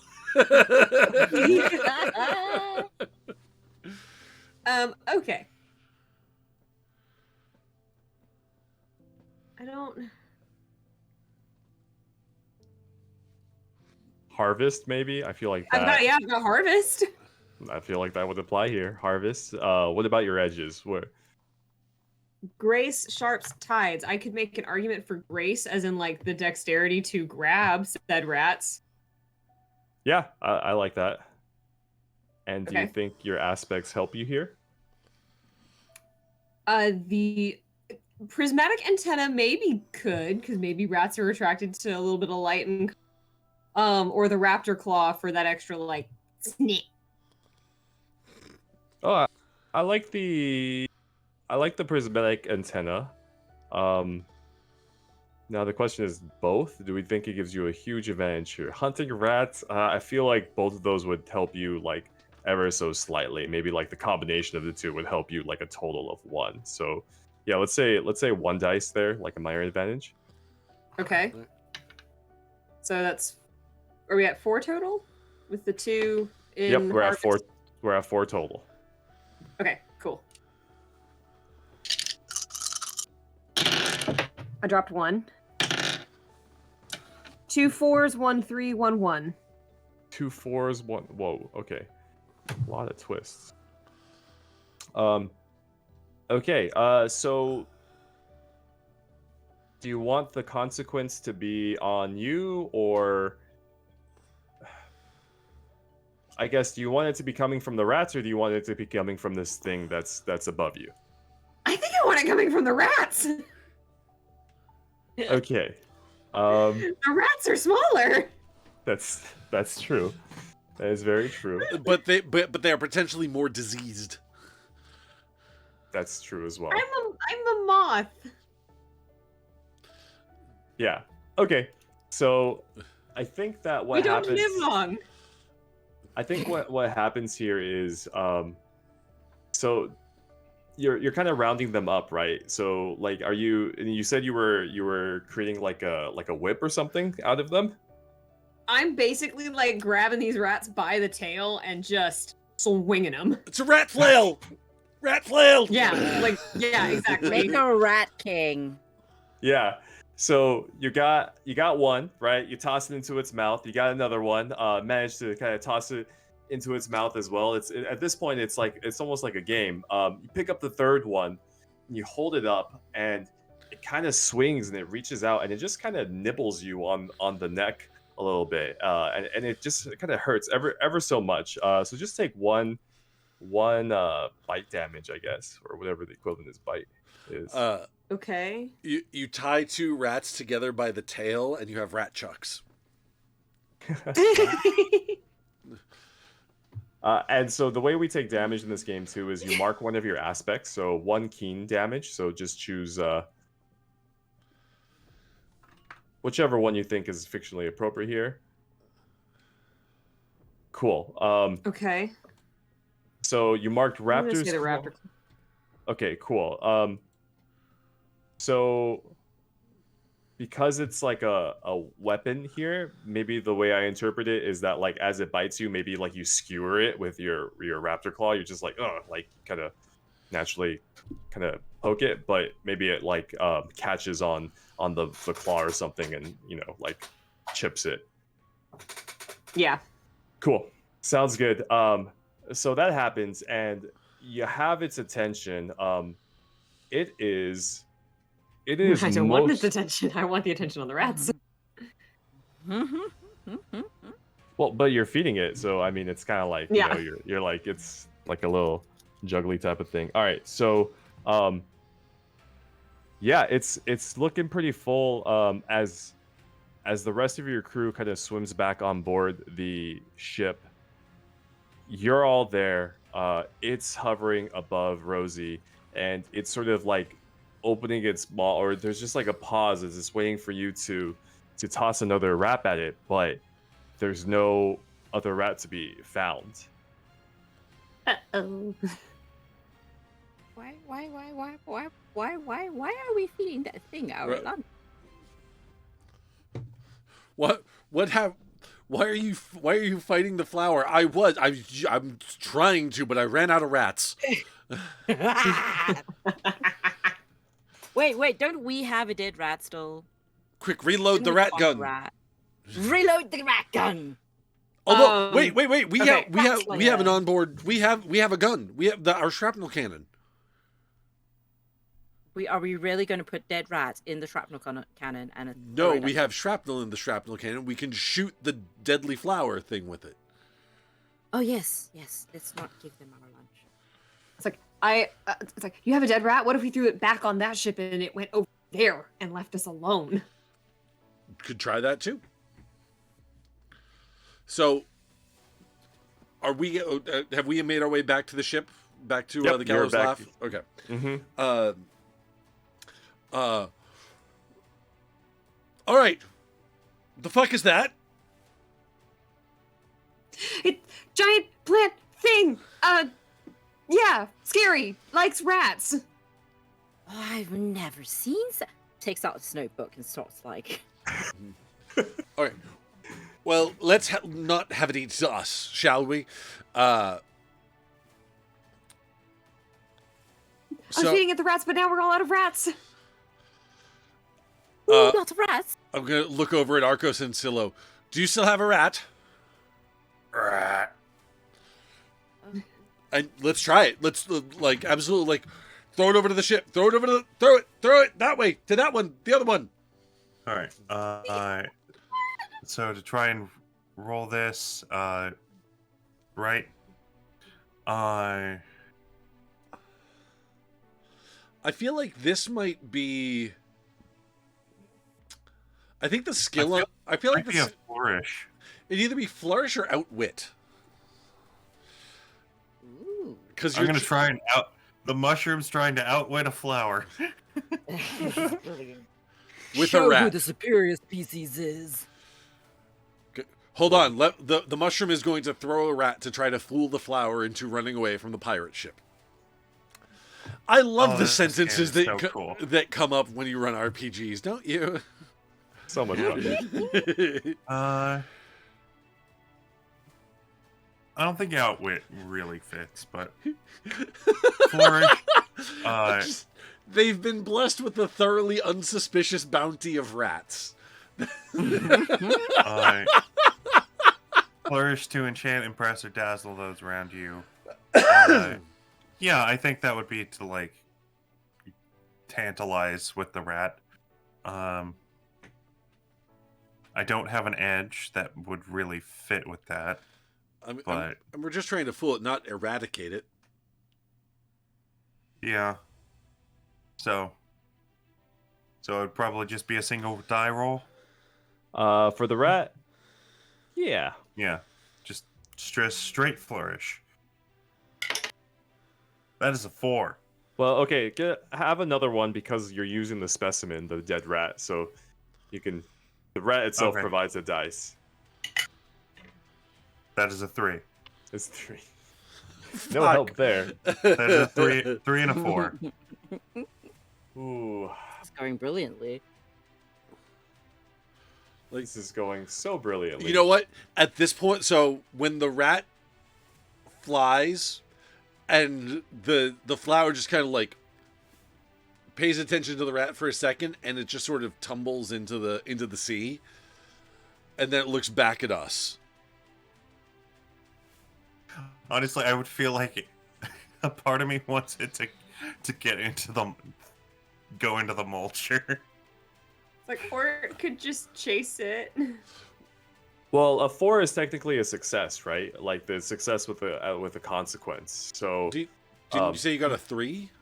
A 4. Oh, a 4. Sorry, I missed A 4. that. I got a Oh 4 my and a 3. God. Gotcha. I Yeah. missed the 4. Yeah. Okay. So yeah, I guess the question is. Yeah, 5-4 is conflict. Yeah. So again, I'll leave it up to y'all. Do you want it to be something caused by this creature or some other unknown thing? I think it would be absolutely hilarious if it follows a rat, gets into the mulcher, and now we have to fix our ship again. First the No, tuber, I- and I- now a giant flower thing. But we don't have to deal with the flower thingy. I think that would be hilarious too. I'm down for that. It follows the rat, but the tentacle, like it's not like floating. It's like using its tentacles to sort of like jump between vines and branches and stuff. And as it does, it sort of like punches a hole into the mulcher, and the mulcher just kind of damages the mulcher. Punching holes in our ship. I mean, Love it. we could turn on the mulcher now. Just chew through it. Yeah. So okay. So it gets stuck, right? So you throw the rat. You throw the rat. It arches through the air. You see it like with its vines. It kind of whips in and it grabs it, and it's stuffing it. But as it like swings it to the mouth, it gets caught in the mulcher, and then it like uses its other tangles to like try to get itself like uncaught, but that just ends up tangling it some more. So now you got this entire thing, and it's tangled up in your mulcher, and it's pulling at it like frantically, like it can't move, and it's just kind of whipping and like smacking your ship as well. Is this thing sentient? Yeah, it's an animal basically. Plant creature. Planimal. Planimal. Now I- So with that, I am gonna make a beeline to the bridge and just fire up the mulcher. Oh, okay. Oh, no. Whew. But before that happens, take a point of damage on your ship too from it smacking around. Tell me where you want to put that. Let's see on the ship. Yep, and this would be blunt damage Oh, no. from. Blunt damage. You know what? I think we can afford to take it on the saws. It makes sense. I mean, Yeah. that is what's stuck. We've got saws for days. Saws for days. It just might be a little bit slower. It's fine. Or less all-terrain is really what it is. All We right, went from 4-wheel drive to 2-wheel drive. Yep. There's just gonna be this thing's guts everywhere for a while. I guess more ingredients to eat. Well, Yes. it's plant material. I have skills for harvesting. And anything that Psilo cannot cook, Rosy will absolutely concoct. So we've taken the damage. So like I said, from there I'm just gonna make a beeline up to the bridge, and fire up the engines. Fire up the mulcher. Hit it, baby. That's 3 dice. All right.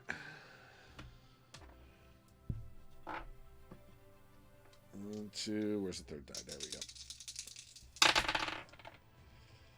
That is a 6. No. Triumph. How? So yeah, just run up there and smile, you son of a. No, that's not the right. That's not whatever. Fire it and then just and I like.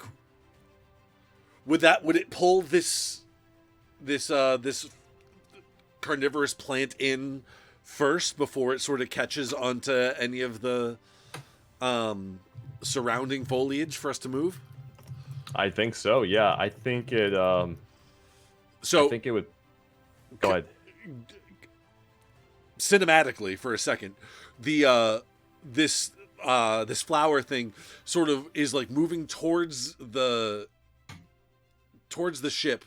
It gets caught in there and it starts to pull itself out, and it moves back towards the ship once it thinks it's out, and that's when the blades kick on. And it has this split second moment of like that sort of breaking the fourth wall look of oh shit, and then just gets pulled in. Ooh, yeah, and I think you mulch this thing pretty bad, and it is what you don't chew up all of it, but you do enough where it just sort of kind of goes limp and drops first. Like it drops down and it maybe hits your ship on the way down, but then it kind of falls into the detritus below. But there's a good chunk of it that's just been processed by your by what you have. Sure. And yeah, I think that if you all want, you can take a couple of resources from this once that's been processed, and I can give you those. Sure. But after maybe we take a quick little restroom break, and I was thinking once we do that, maybe we could do a quick little journey to our next destination, and then call it at probably top of the hour, maybe a little bit after, like 5-10 after. Yeah, sounds good. That works. Yeah. So Cool. yeah, we'll be back in 5-10 minutes. Sounds great. We'll be back soon, gang.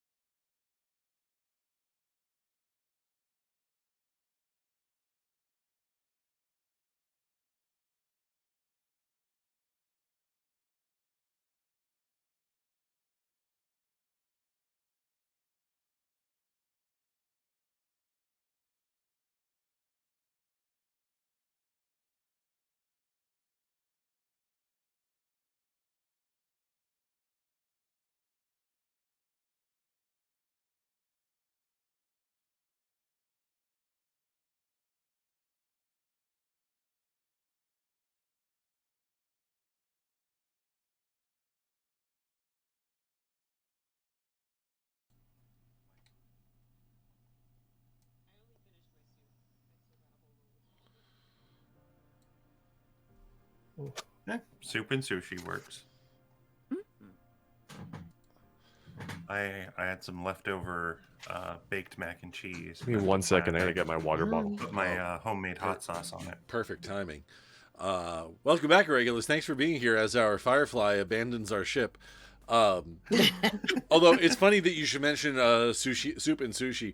There's a ramen place near me that that I was on the bus the other day riding by it when the sign at the front said, like, they're advertising like, what is it, low sodium, zero trans fat, and no MSG, and I'm like, at a ramen place, no MSG, like, come on.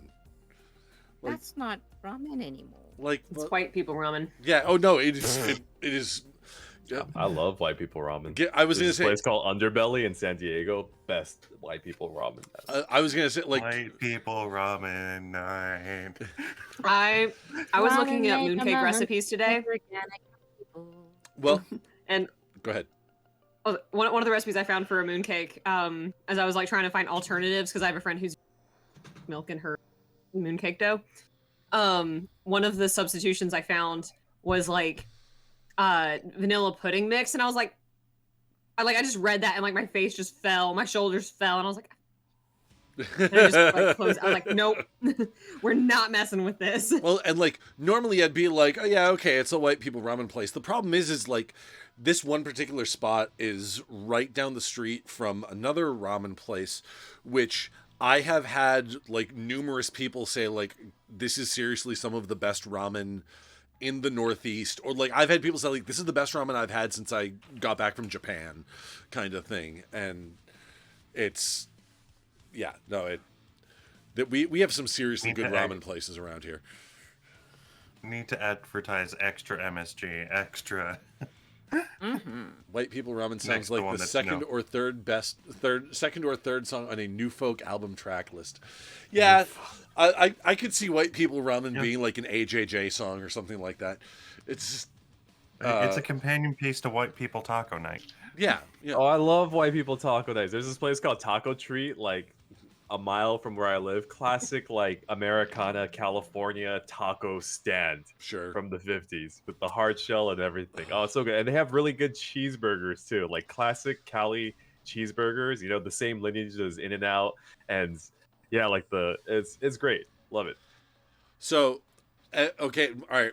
This is the last food tangent, I promise, before we dive back into the game. One of my favorite topics is hyper-regional cuisine. Like anytime that there's a dish or a style of restaurant that you can find in like only one region of one state or one area, anything like that, I'm fascinated by like the evolution of them. Largely because I grew up on the North Shore of Massachusetts. And on the North Shore of Massachusetts, there's a phenomenon there known as the roast beef place. Roast beef places they're almost universally run by Greek families, so you can see a lot of like other Greek stuff on the menu. Like you'll get chicken kebab, you get souvlaki, you've got baklava for dessert kind of thing. But if you go in there and ask for a roast beef sandwich, they have this big slab of roast beef that they keep on a deli slicer under a heat lamp. That's the only thing keeping it warm, so it's like just above room temperature, like not warm, it's not hot, but it's like not cold either. And here's the best part though, is that when I invite people out here and say like, all right guys, we'll head up to the North Shore and we'll have a three-way. Because a three-way is the traditional way to order a roast beef sandwich. How did we get back here again? How did that happen? This stream is so horny. Like, how did that happen? We were talking about sandwiches and food. This was not on me. This was not on me. Well, no. So wait. No, because if you go to the North Shore, Massachusetts, and you go to a roast beef place, and you get a roast beef three-way, it is a roast beef sandwich with mayo, barbecue sauce, and cheese. I just want to say, what is a threesome if not some kind of a sandwich? Am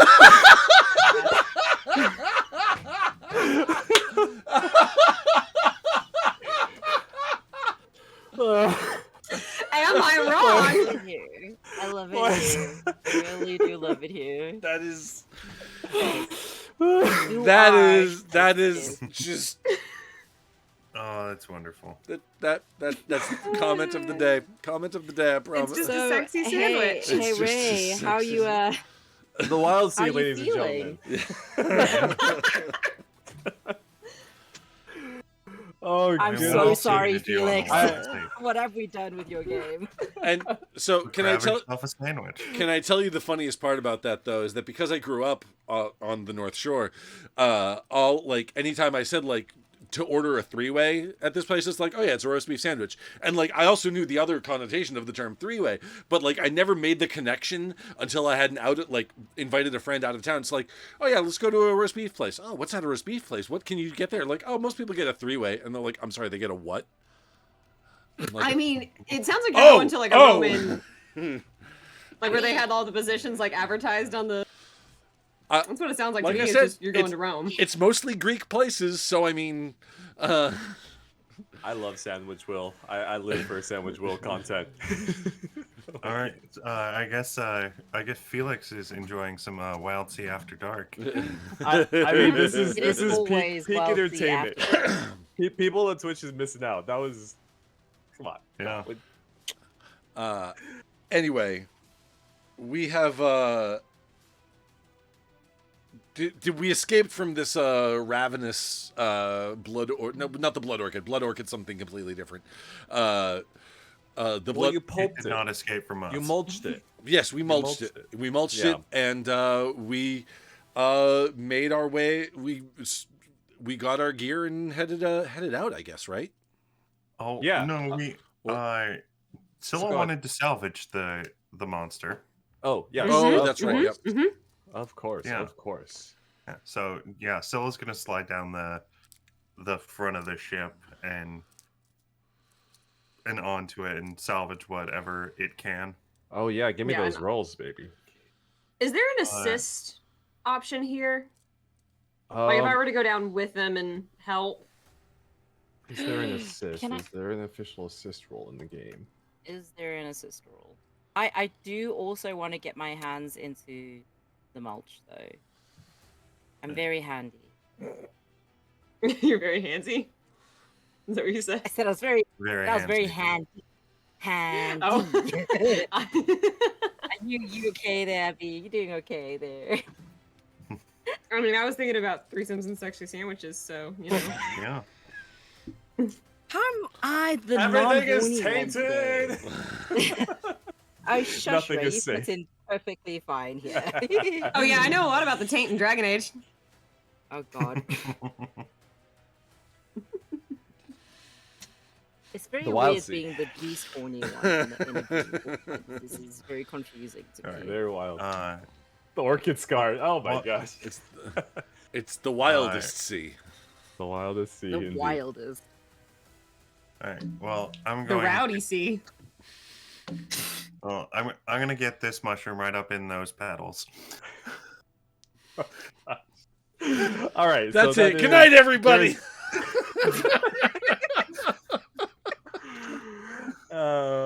I mean, there is an assist, so add a d6 to it, and then anything Right. bad happens can happen too. You get implicated. Okay.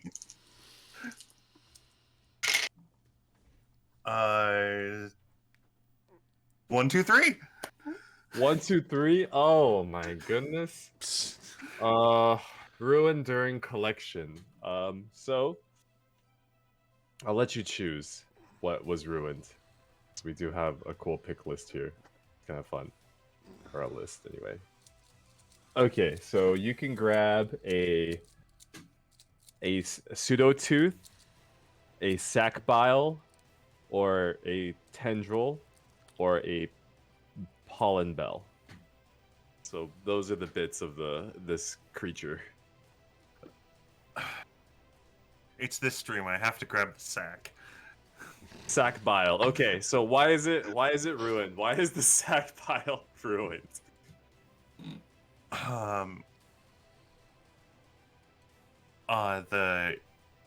The sac bile, it's ruined because uh, it has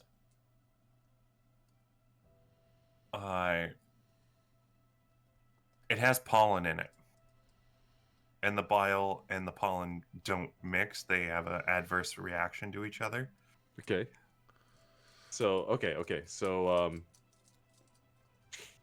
The fluid inside is what would have been Or valuable, no, and the pollen gets in there and it sort of expands and makes this solid mass inside. or I was gonna say some of my own natural spores fall in to it, and it starts to like create this expanding foam. Oh, like Devil's toothpaste. It's it's like Yeah. one of those Devil's toothpaste videos. It's like, ooh, this will be. gross. Yeah. Okay, so you can collect that. It's it doesn't mechanically though. It doesn't do anything. Unfortunately, it's of no use to you. Yeah, I'm not gonna harvest it. I'll try and taste it and throw it away. Yeah. Well, let's say there's like 3 chunks to this creature. So anybody else can try to harvest or acquire something from it. Okay, cool. Let's go, Abby. Rosy. I will assist that. Since Oh yeah, Abby- so because of the assist, it exploded over the both of you while you were looking at it. So you're like, "Oh, look, this looks promising." we got covered in foam. Yeah. It is not the first time for Rosy for sure. And that wasn't meant dirty, but you were supposed to take it that way. So I am okay. I don't have harvest, but what I am gonna do is I'm gonna try to grab the tendril, and I want to use Geist Hand to do it so that I get that advantage. Okay, but let's do. I also try to yeah, grab yeah, the tendril. Oh, you're going for the tendril? Okay. No, you can have your tendril. I want a different one. Rosie, what do you got? You got first pick. Spotlight's on you. So what I've got sharps and harvest, 2 points in harvest. And anything else? I mean, maybe I use like the raptor claw. Excuse me, the raptor claw to like kind of get little tiny bits or something. Oh, like I if it's that. like, oh, this needs like fine tuning, and I've got this like little pokey. Yeah. Get kind of that marrow, like scrape that. Ooh. So that's 1 for the is- raptor, 2 for harvest, 1 for sharps. Is that You got it. Yep. okay?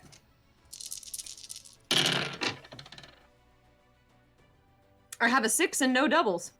Hey, Woo! 6 is good. 6 is solid, untainted resource. So, your choice as well. You can grab a pseudotooth, a main pseudotooth, a tendril cutting, a pollen bell, or I guess another sac bile. It probably has more than one. So. It's got 4 eyes, so. You said the first one was a tooth. Yeah, pseudotooth, a main pseudotooth. Okay, so a tooth, a tendril, or a sac bile. Yeah, or a pollen bell is the last one. Oh, pollen bell.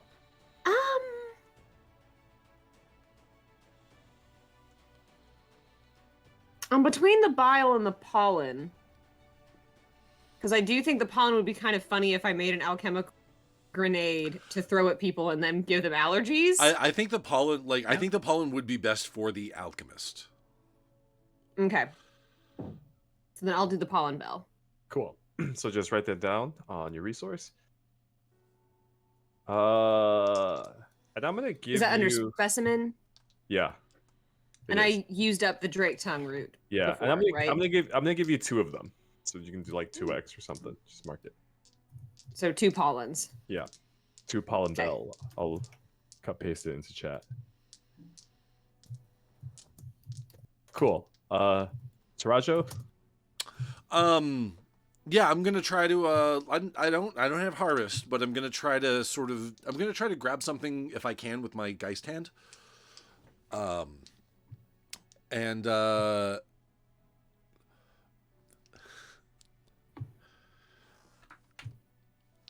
And you know what? Because this is 100%. This is just Terajo being Terajo. He wants to look good doing it. So he's going to go for great. He's going to use the grace edge to try to like go down and sort of like kind of do like one of the like just sort of like whip his hand around a little bit like 1, 2, let's grab that and TK it up to him and catch it. Love it. Let's see what do we got. I got a 5. 5. 5 is gain resource with a negative tag. Okay. So the tendril. How about like a ragged tendril? I was thinking flaccid. That's where my mind went. Thanks. You're Thanks, welcome. team. Yep. Yeah. This is Jack liked that one. Yeah, ragged tendril, flaccid tendril, whatever. okay. Right. And so yeah, it's sort of like instead of like sort of slicing it off nice and clean for a nice clean specimen, it sort of like pulls and like frays at the end and is sort of like well shit. But all right, so ragged tendril. Mm-hmm. All right. And then I'm also going to put in your cargo as a whole. You have, what is this thing called? You have main meat, just like main meat in general, as like one load of cargo. Meat. Yeah. So mechanically, that can also provide you with a lot of resources too. I haven't decided how much cargo equals one. Like how much a stack of resources, but that's like something in the background. And you can also trade them for, it's like the main economy of the game as well. So keep that in mind. Sure. Cool. Arcos, what do you want to be doing during this montage? So, well, everyone seems to be grappling into the mulcher to pick up and scavenge things. So I'm going to dig into my tuber bag, bring out Cricket and be like, go see if you can find a snack. Just basically toss him into the vulture. Very nice. Also, I do want to point out, Arcos, that you can do... There's more than one resource to acquire too. So, for instance, because your character is good at studying things and you have that journal, like you can kind of be on the lookout for like charts or whispers as well and other stuff if you'd like. I would love to do that. I'm constantly going to don't think I've seen something like this before. I'm going to be noting down anything that I can about this new vulture discovery. So let's roll for that and to see. Let's treat it as a resource roll. First roll ever. Okay. How does that go? So This is my first ever roll. Wildsea. I don't actually know how it goes. oh, that's so funny. I've didn't never rolled. This is my first roll. Yeah. That's hilarious. Okay, so you choose I know an it's edge. sectors. My edge. Yeah. Okay. Always choose an edge. I think tides would be a good one for this one. Yep. Makes sense to me. Tides are exploration, learning, and lore, and then choose a skill to go along with it. Or actually, for you, because of the language of this thing, you can, brass tongue would make the most sense here. Yeah. So that's 2. And then do any of your aspects help you? I do have.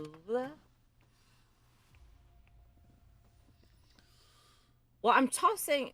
No, I'm not really using Pangaloid for that, is that? No, I'm not using Cricket for that. My Pangopod helps me study. And my Pangapod helps me study. Hey, he holds my pen. I just stick it in his maw. Let's see. Fine, scissors, tetranid. I actually not sure what that does, except that maybe I have scissors on me. that doesn't really help, I don't think. So no, I don't think any of my aspects really help in this situation. Silver tongue? No? Silver tongue communicating with a friendly individual? I'm not really communicating with a friendly individual, though. That's true. I have a very broad, Okay, but if you don't think so, let's... I like making life difficult for myself, right? I don't know if you noticed. Oh, yes. That's great. That's awesome. Which is funny because I decided to make life more difficult on the Wildsea in this campaign too by depowering everybody. I'm already having a ton of fun. Look at all the things I can't do. So brass tying and tied. So what's that? 2 dice? 2 dice.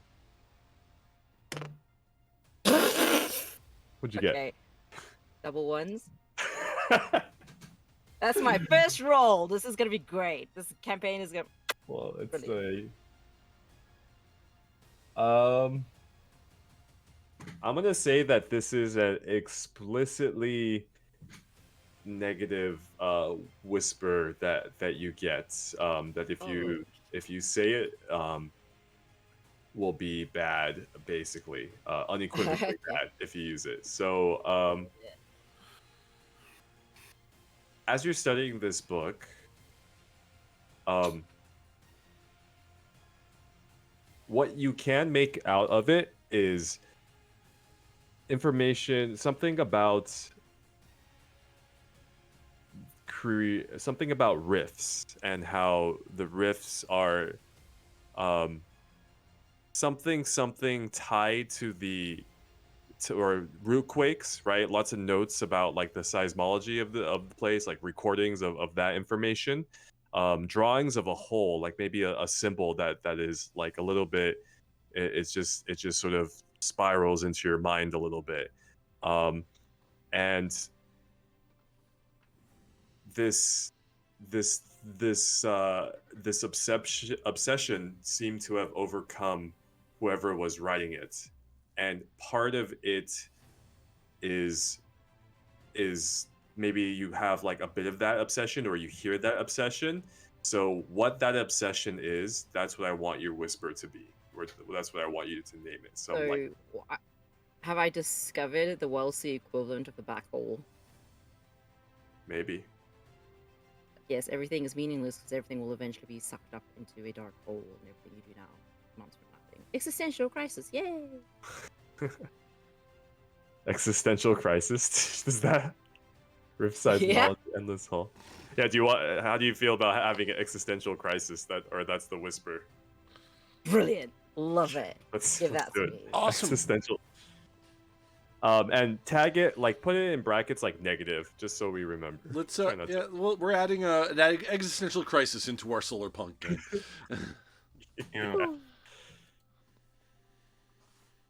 Yeah, and actually, Hiron just put in the chat, everything is meaningless would be a good whisper.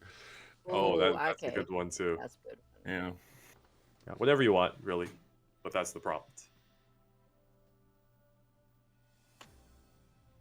I don't like this book. So, info dump, root quakes, rifts, under eaves, something.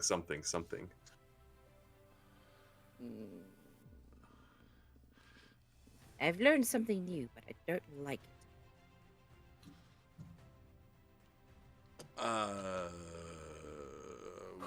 Well, you know it now, and that's important. And so if you don't like it, we know to avoid it. I packed the book away into my tuba.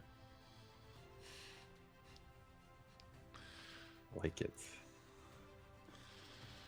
You can also mark the book as a chart as well, Arcos. So you can name it whatever you want as well. Right, get out of my block. I was about to offer a welcome to this bot, but they are clearly a bot, so hold up, banning them right quick. There we go. Bye, bot. Is it in brass tongue? Yes. Yeah. Welcome in, bye, bot.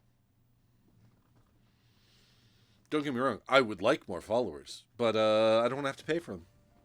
to sketchy companies that are gonna distribute my information to other people.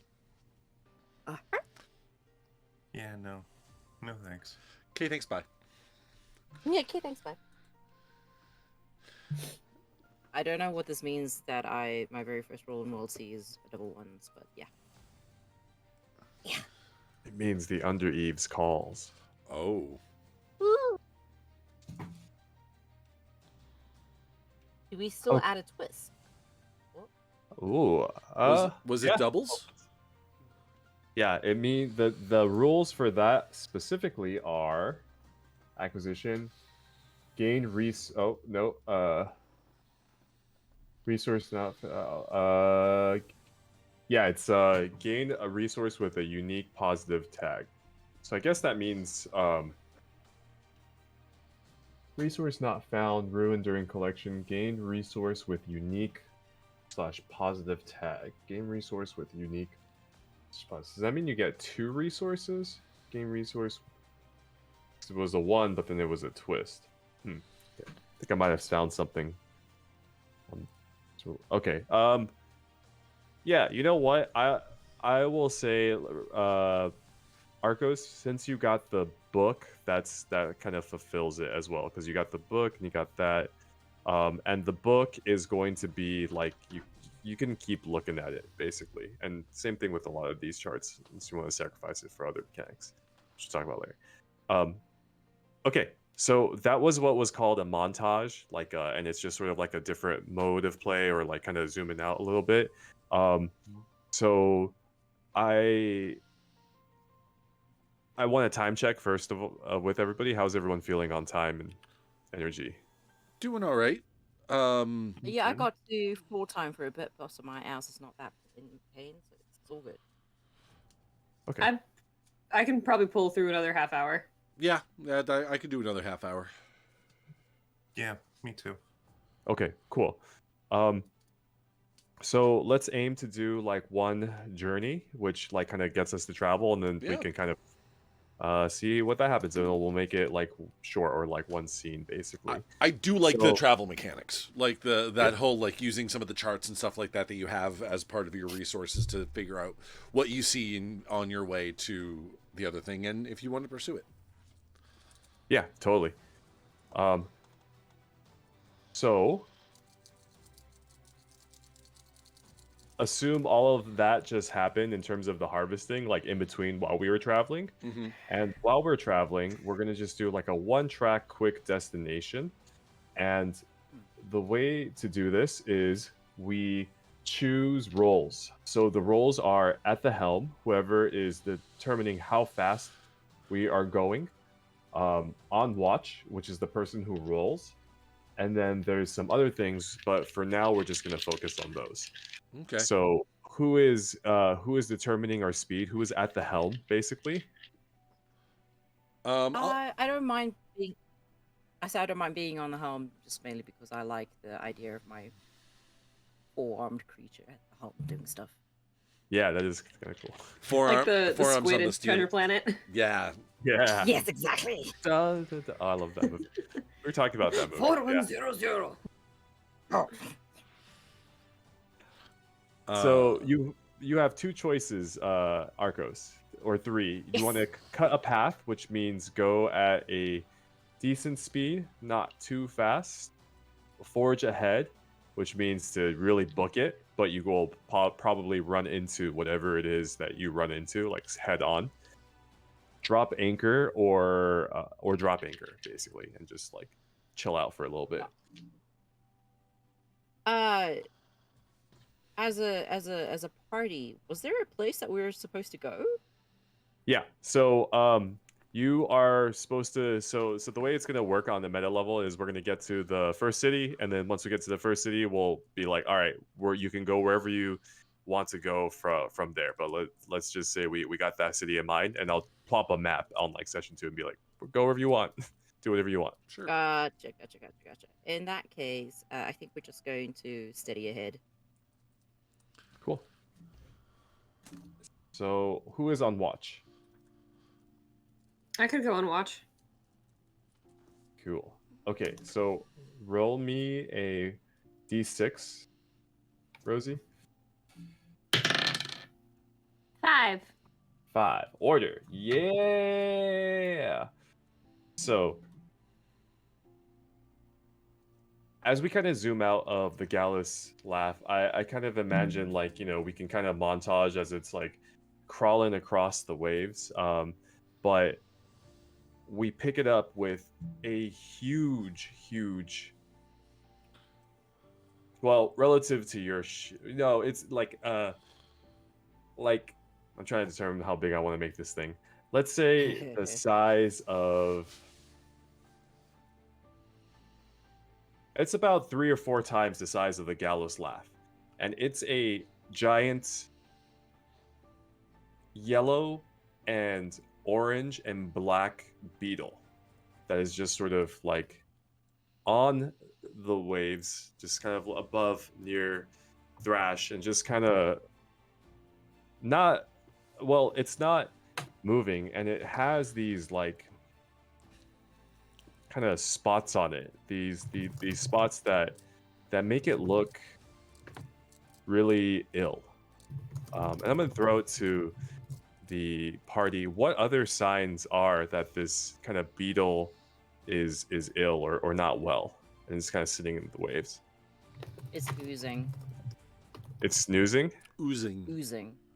Yeah, okay. So It's like cracks of its like exoskeleton. It has an and actually it's oozing from its it has an odd number of legs.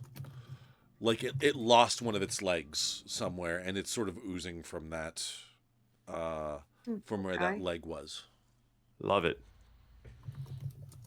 And on top of this thing, you see that as it kind of like flutters its wings, its shell, and it kind of opens up. Like as it opens up, or on its shell, on the flat surfaces, there's actually there's beings, there's people on the ship. It's a ship. It's a beetle ship, a massive beetle ship, and there are it's essentially what I'm imagining it as, almost like a beetle garden. Like it's like a farm ship almost. So there are like things hanging off of it that they're growing fruit, they're growing like other vegetables and stuff on it, and there are people tending to those. Well, in particular, there are Gao tending to it. This is a Gao farming ship, and they're kind of waving you over, and they're kind of like signaling from afar as you pull up to the ship. So you're telling me this beetle has some sort of fungal infection? Who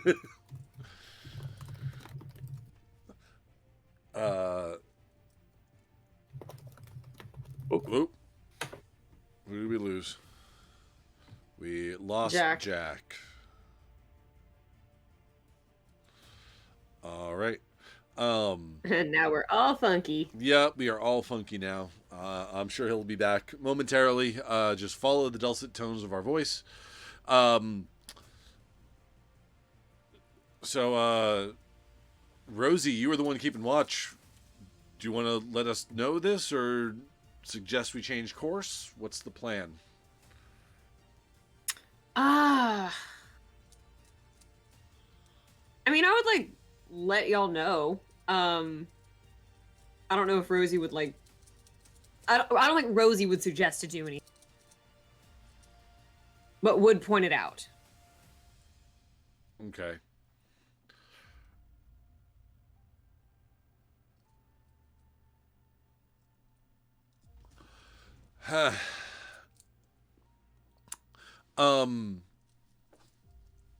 Let's see.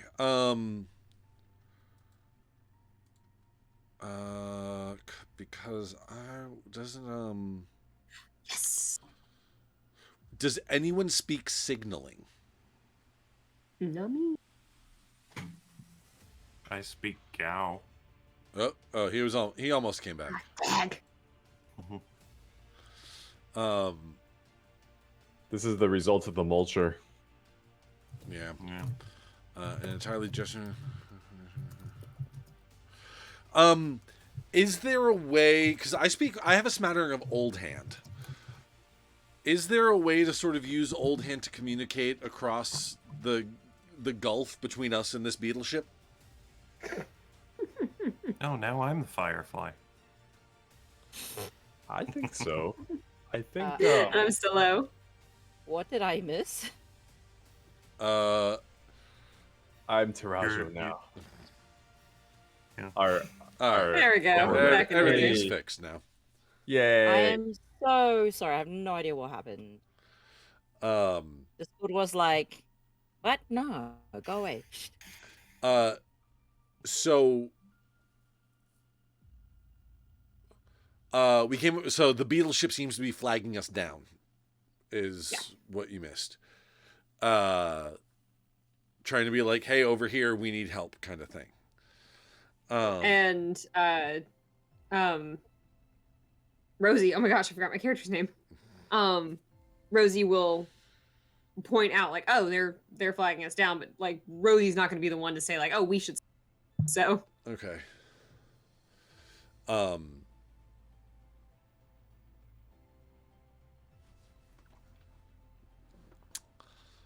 like she has fluff around her neck. She's got a little bit of fluff in her.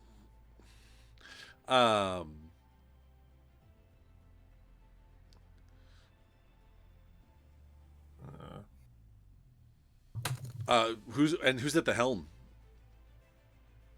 I believe it's What? Arcos. Forearms.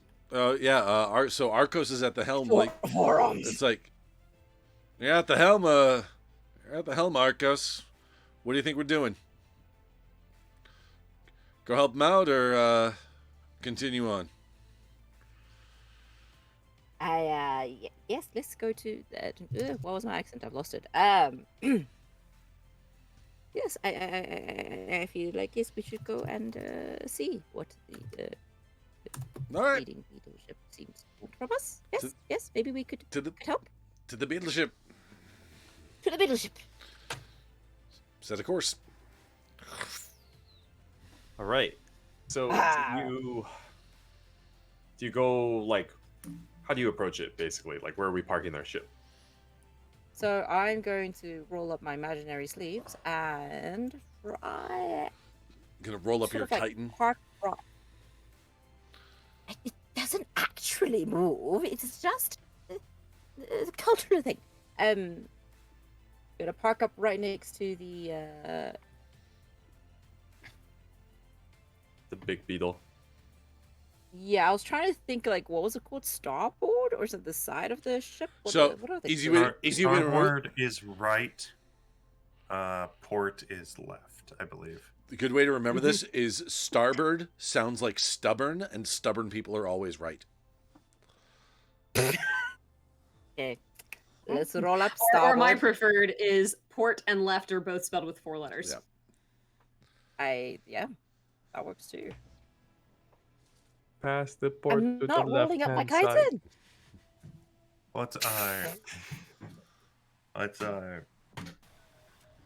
It's called the port side of the ship because that's where the gangplank is. It's where you pull into port. Let us pull up to the port side of the ship. All right. Lightly. So swing I over. love And which side was this beetle off of? Was it off of our port or starboard?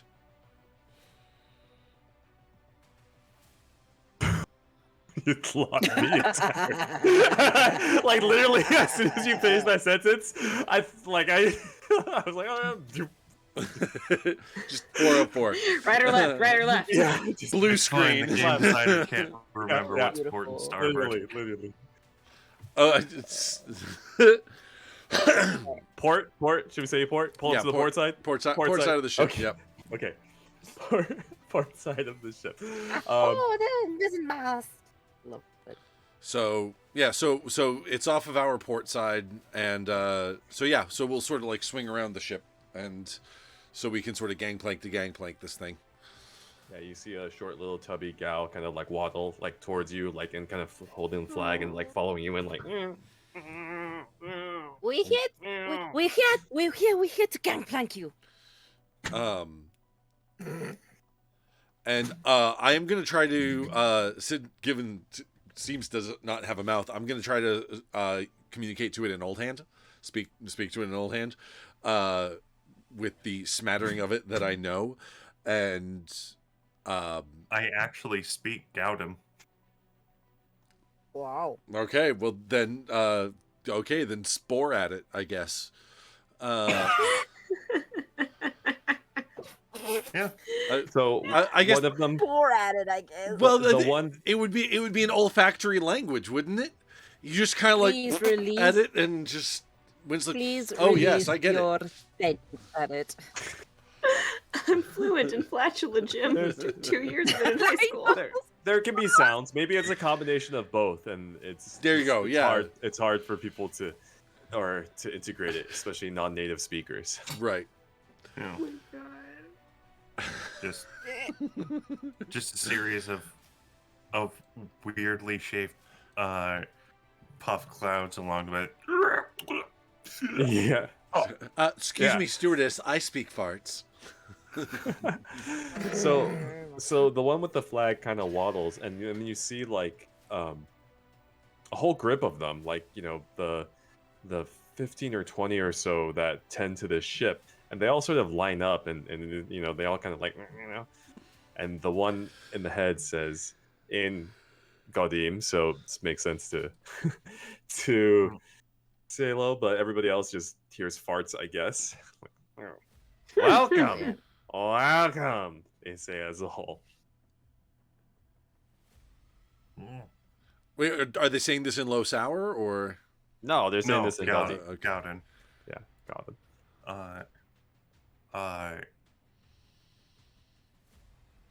Well, be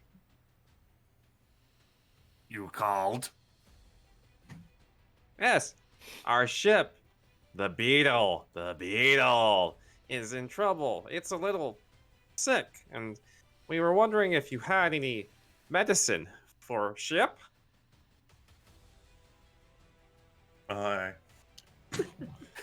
It's gonna turn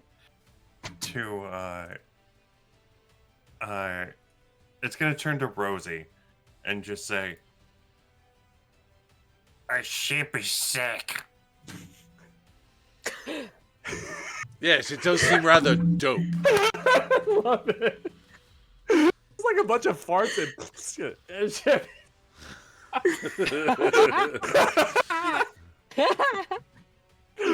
Can I just say, Arcos perks the fuck up. I can help.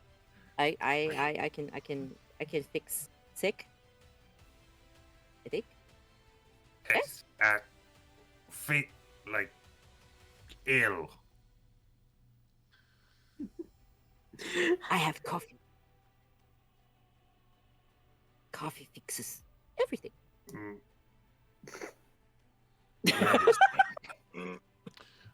Medicine. The You want to see? the ship is missing a leg. I think it may need more than just coffee. I can. The ship's missing a try leg. one of my hands. Yeah, we said that when we said it was oozing, it was missing because it's a beetle and it was missing a leg. Oh, okay. Well, they just claim it's sick. I can fix. I can fix sick. It's like, is it? It's like, ask them if it's sick or injured. All right. I can fix injured too. Yeah, it's gonna turn and relay the question: is it ill or is it injured?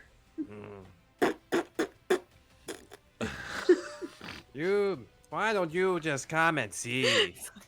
So they kind of like. Is load. that in low sour, or were we still being No, farted that you're still being farted at. And in fact, now like a bunch of like little mushroom Oompa Loompas, they're like kind of going around you. God. The rest, while like, and they're all kind of like waddling towards like kind of the, I don't know, wherever the entrance is to what they would consider the engine I don't room know of this ship. why. Right. So, All I can see So in my Scylla's head is a gonna, bunch of like, follow. like all I and see in my head kind is of just the motion. mushrooms twerking away. What? Oh my god!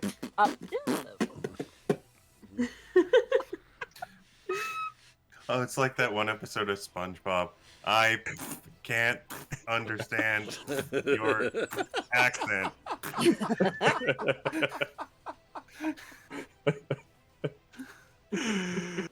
Love it.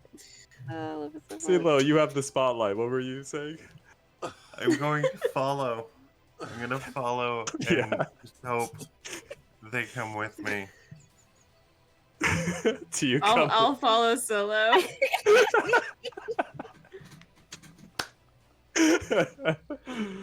And like, Rosie is not gonna say this out loud, but she is thinking to herself, it's like, it does. I mean, it sounds like something sick, but I'm not sure it's the shit.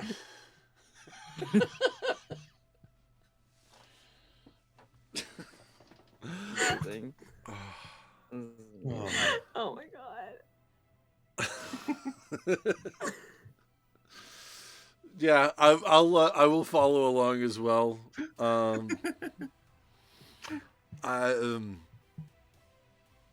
They're going to lead you inside the beetle. And it is quite literally a beetle. So there's like a little bit of like kind of an opening. It's almost that kind of leads into the innards. That it's like a little patch hole that they like kind of pop open from the carapace, and then they kind of like lead you down inside and like close it behind you, like almost like a submarine. And when you're down there, it's everything has this kind of amber pulsating kind of ambiance to it. So you're kind of inside this creature and just. And it's this, there's like little kind of furs on the inside, but it's mostly kind of soft and this kind of mellow amber looking yellow. And they lead you down kind of like the arteries or whatever these kind of tunnels are into this this clearing, this new chasm, and you see the heart of this creature, and it is just slowly pumping, but also kind of, I don't know, something about it just doesn't look off. It looks quite sick. What I guess same question. What indicators that this heart is sick? It has arrhythmia. What's that? It's like arrhythmia is when it has an irregular heartbeat, so it's like boom, Yeah. boom, boom, Oh. boom. It's pumping out a salsa beat. It's just. Yeah. This is a very musical ship. You said everything has this sort of like amber glow. Mm-hmm. The heart has a similar glow, but it's much duller. Love it. Love the I would say it regular looks a little bit heartbeat like maybe looks more like the heart glow looks like more like green amber as opposed to orange. Oh, okay. So the mushroom farmer folk, they kind of point to you, or they maybe like even like grab you a little bit, Psilo, and it's like, you help? See, beetle hurt, beetle sick. And they all just look a little sad, like.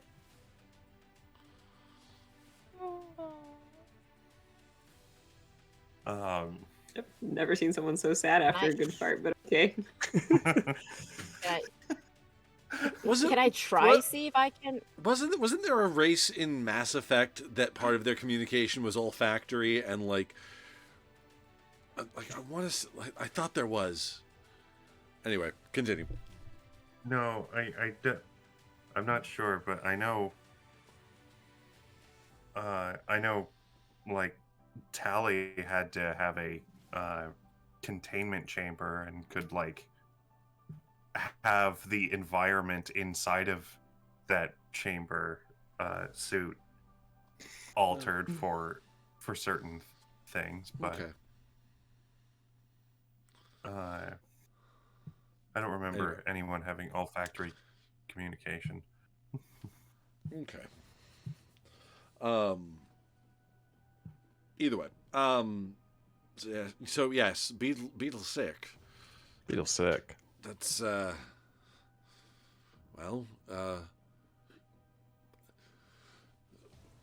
Beetle sick. When Arcos sees the heartbeat, going to try and see if there's any way he can fix it. If he can see what's wrong with it. Is there something clogging up its veins? Is a place that is too thin? Can I patch it up with something? Worst comes to worst, I guess I can throw coffee at it. Interesting. Okay. So do you want to let's say so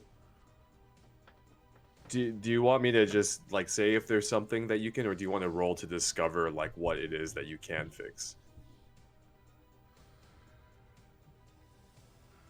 I don't want to roll to discover so much as I want to roll to fix because Okay. my roll to discover would probably not be that great. Okay, so let's play it like this. Whoever is like kind of leading, if you do want to help it, that can be what we build the majority on. But if you have any like resources that you can contribute or potentially kind of craft into it, we can add dice to that. But who would be, I guess, the one trying to heal, leading this healing kind of action? I have 1 point in 10 for anyone who might wish to know that. And I could make like a poultice or something. That's about all I could probably do. Or I could use my antenna as like a flashlight. I was gonna say, would it be possible that the tendril that I completely donked up would you could turn it into a medicine of some kind?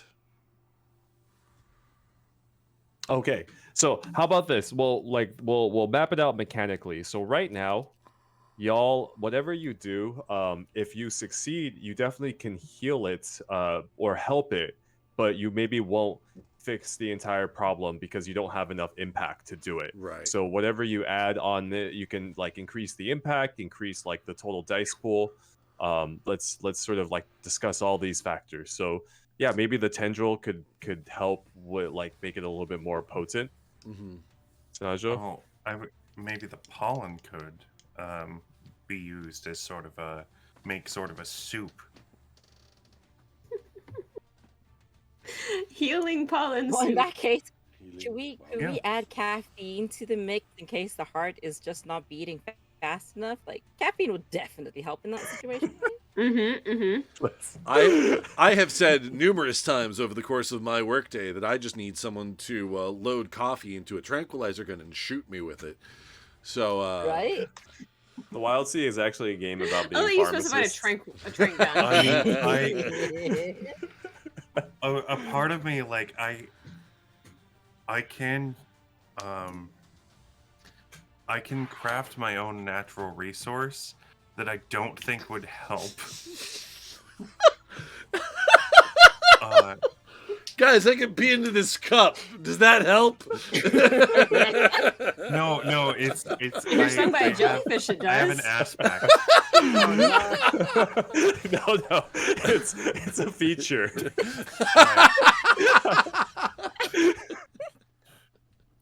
I have an aspect of naturally hallucinogenic. My sheddings have mild psychotropic properties, and I can mark it to create a rare resource of hallucinogenic spores. So peeing into a cup does help in your case. Yeah. Peeing into a cup peeing into cup in their case is very much like I can make you see things. All right. I mean, it's hard to feel sick when you're. Actually, no, it's not hard to feel sick when you're on drugs. I was gonna actually, you know what? Like there may like, if nothing else, that may help put the thing on at ease. Probably. Yeah. Like at least calm it down a little bit, depending on the nature of the psychotropics that you create. Oh, I'm psilocybin, so it'll turn the world into a Van Gogh painting. Great. Go ahead and mark that. So to create that resource, hallucinogenic spores, and because you're a char, and because Rosy is a alchemist as well, those are raw ingredients. So if you want to combine these ingredients up, I'll that can increase the impact of the potency of whatever it is that we're trying to help with here. This beetle. Sure. I didn't think about this until just now, but I also have pestle. I have that pestle pound to like mark things as pure. So if we were worried about anything being contaminated, I could. Oh yeah. I do also have the That's a great spine ability. scissors. So if you ever need me to like chop or cut things, I can do that. Yeah.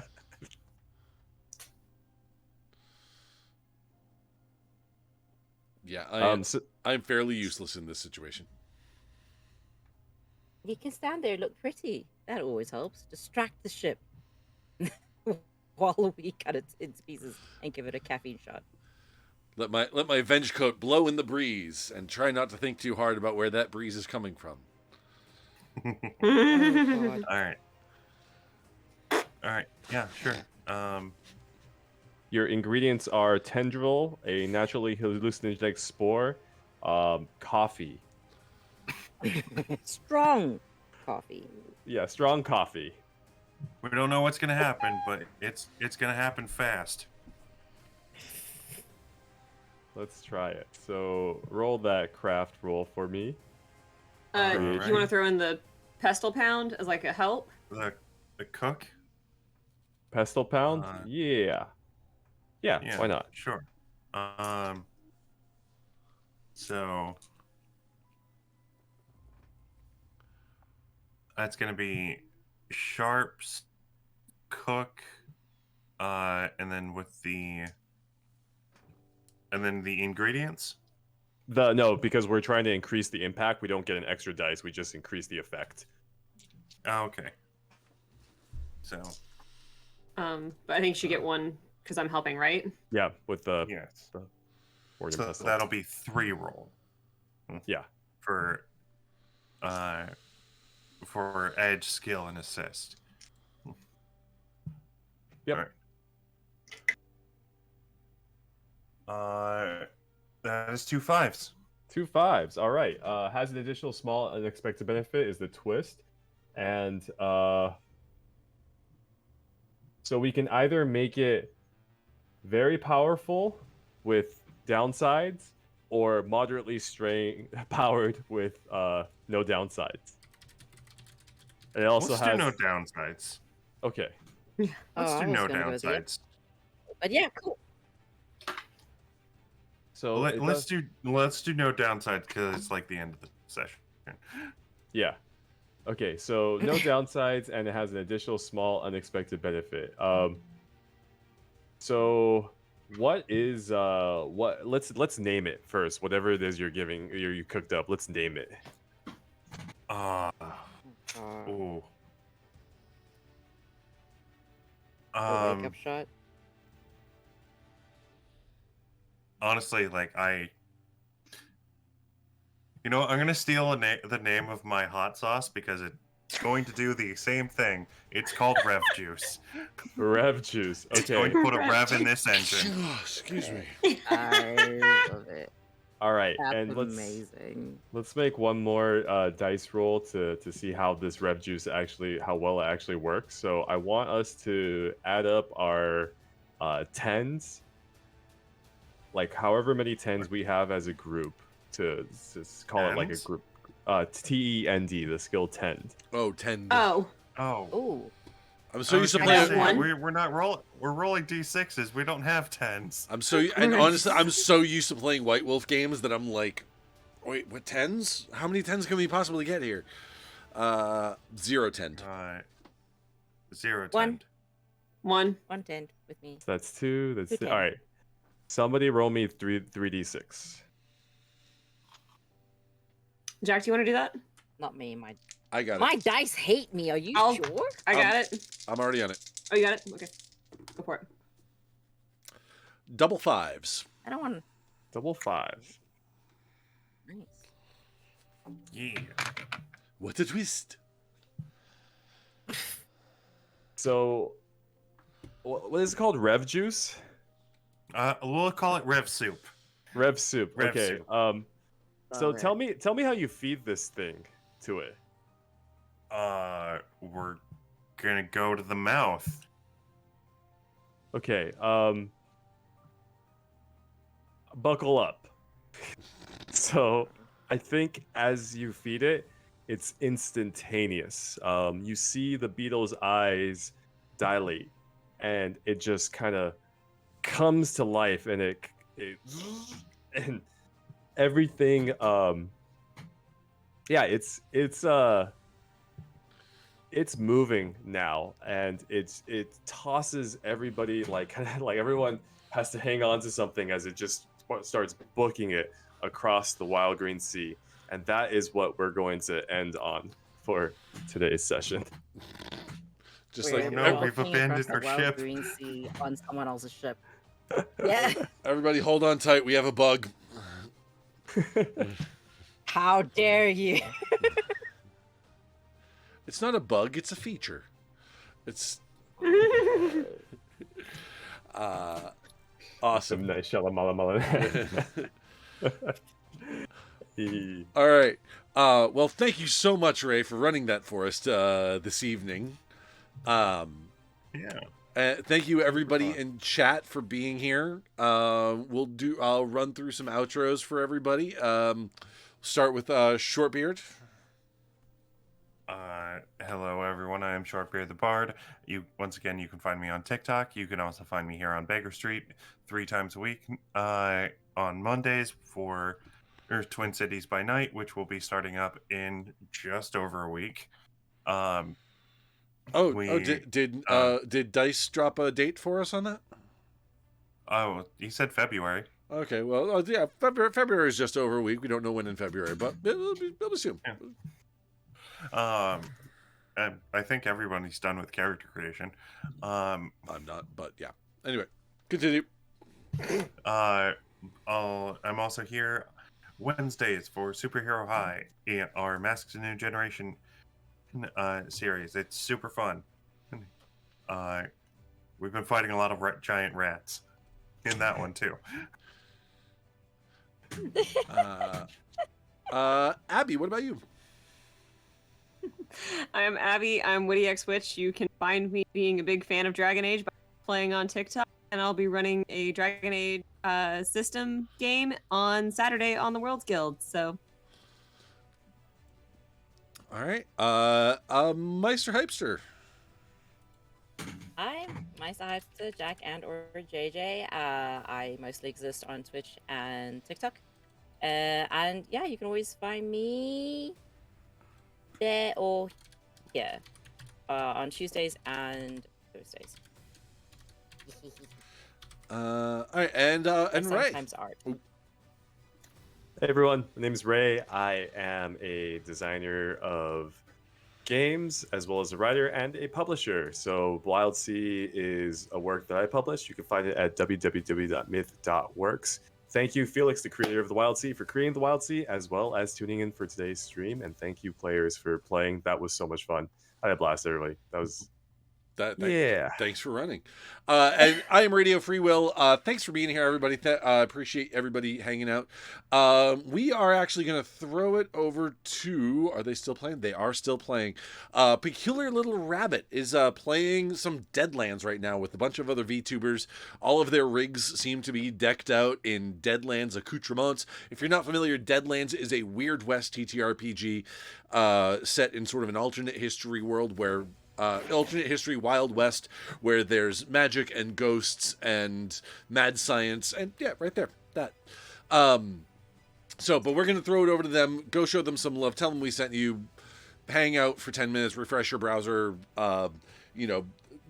Chug of sparkling water. These all help the algorithm. Thanks for being here. Make sure to come back. Keep an eye out for stuff. Our schedule's a bit of an upheaval right now, but we will absolutely be back Wednesday night for Superhero High, and we'll be back here next week for the next episode of the Wildsea. And so until then, laugh hard, run fast, be kind, and I'll see all y'all next session. Take it easy, gang.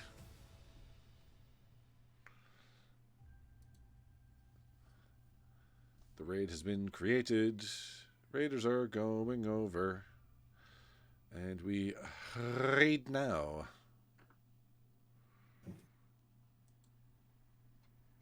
Did the raid work? The raid worked.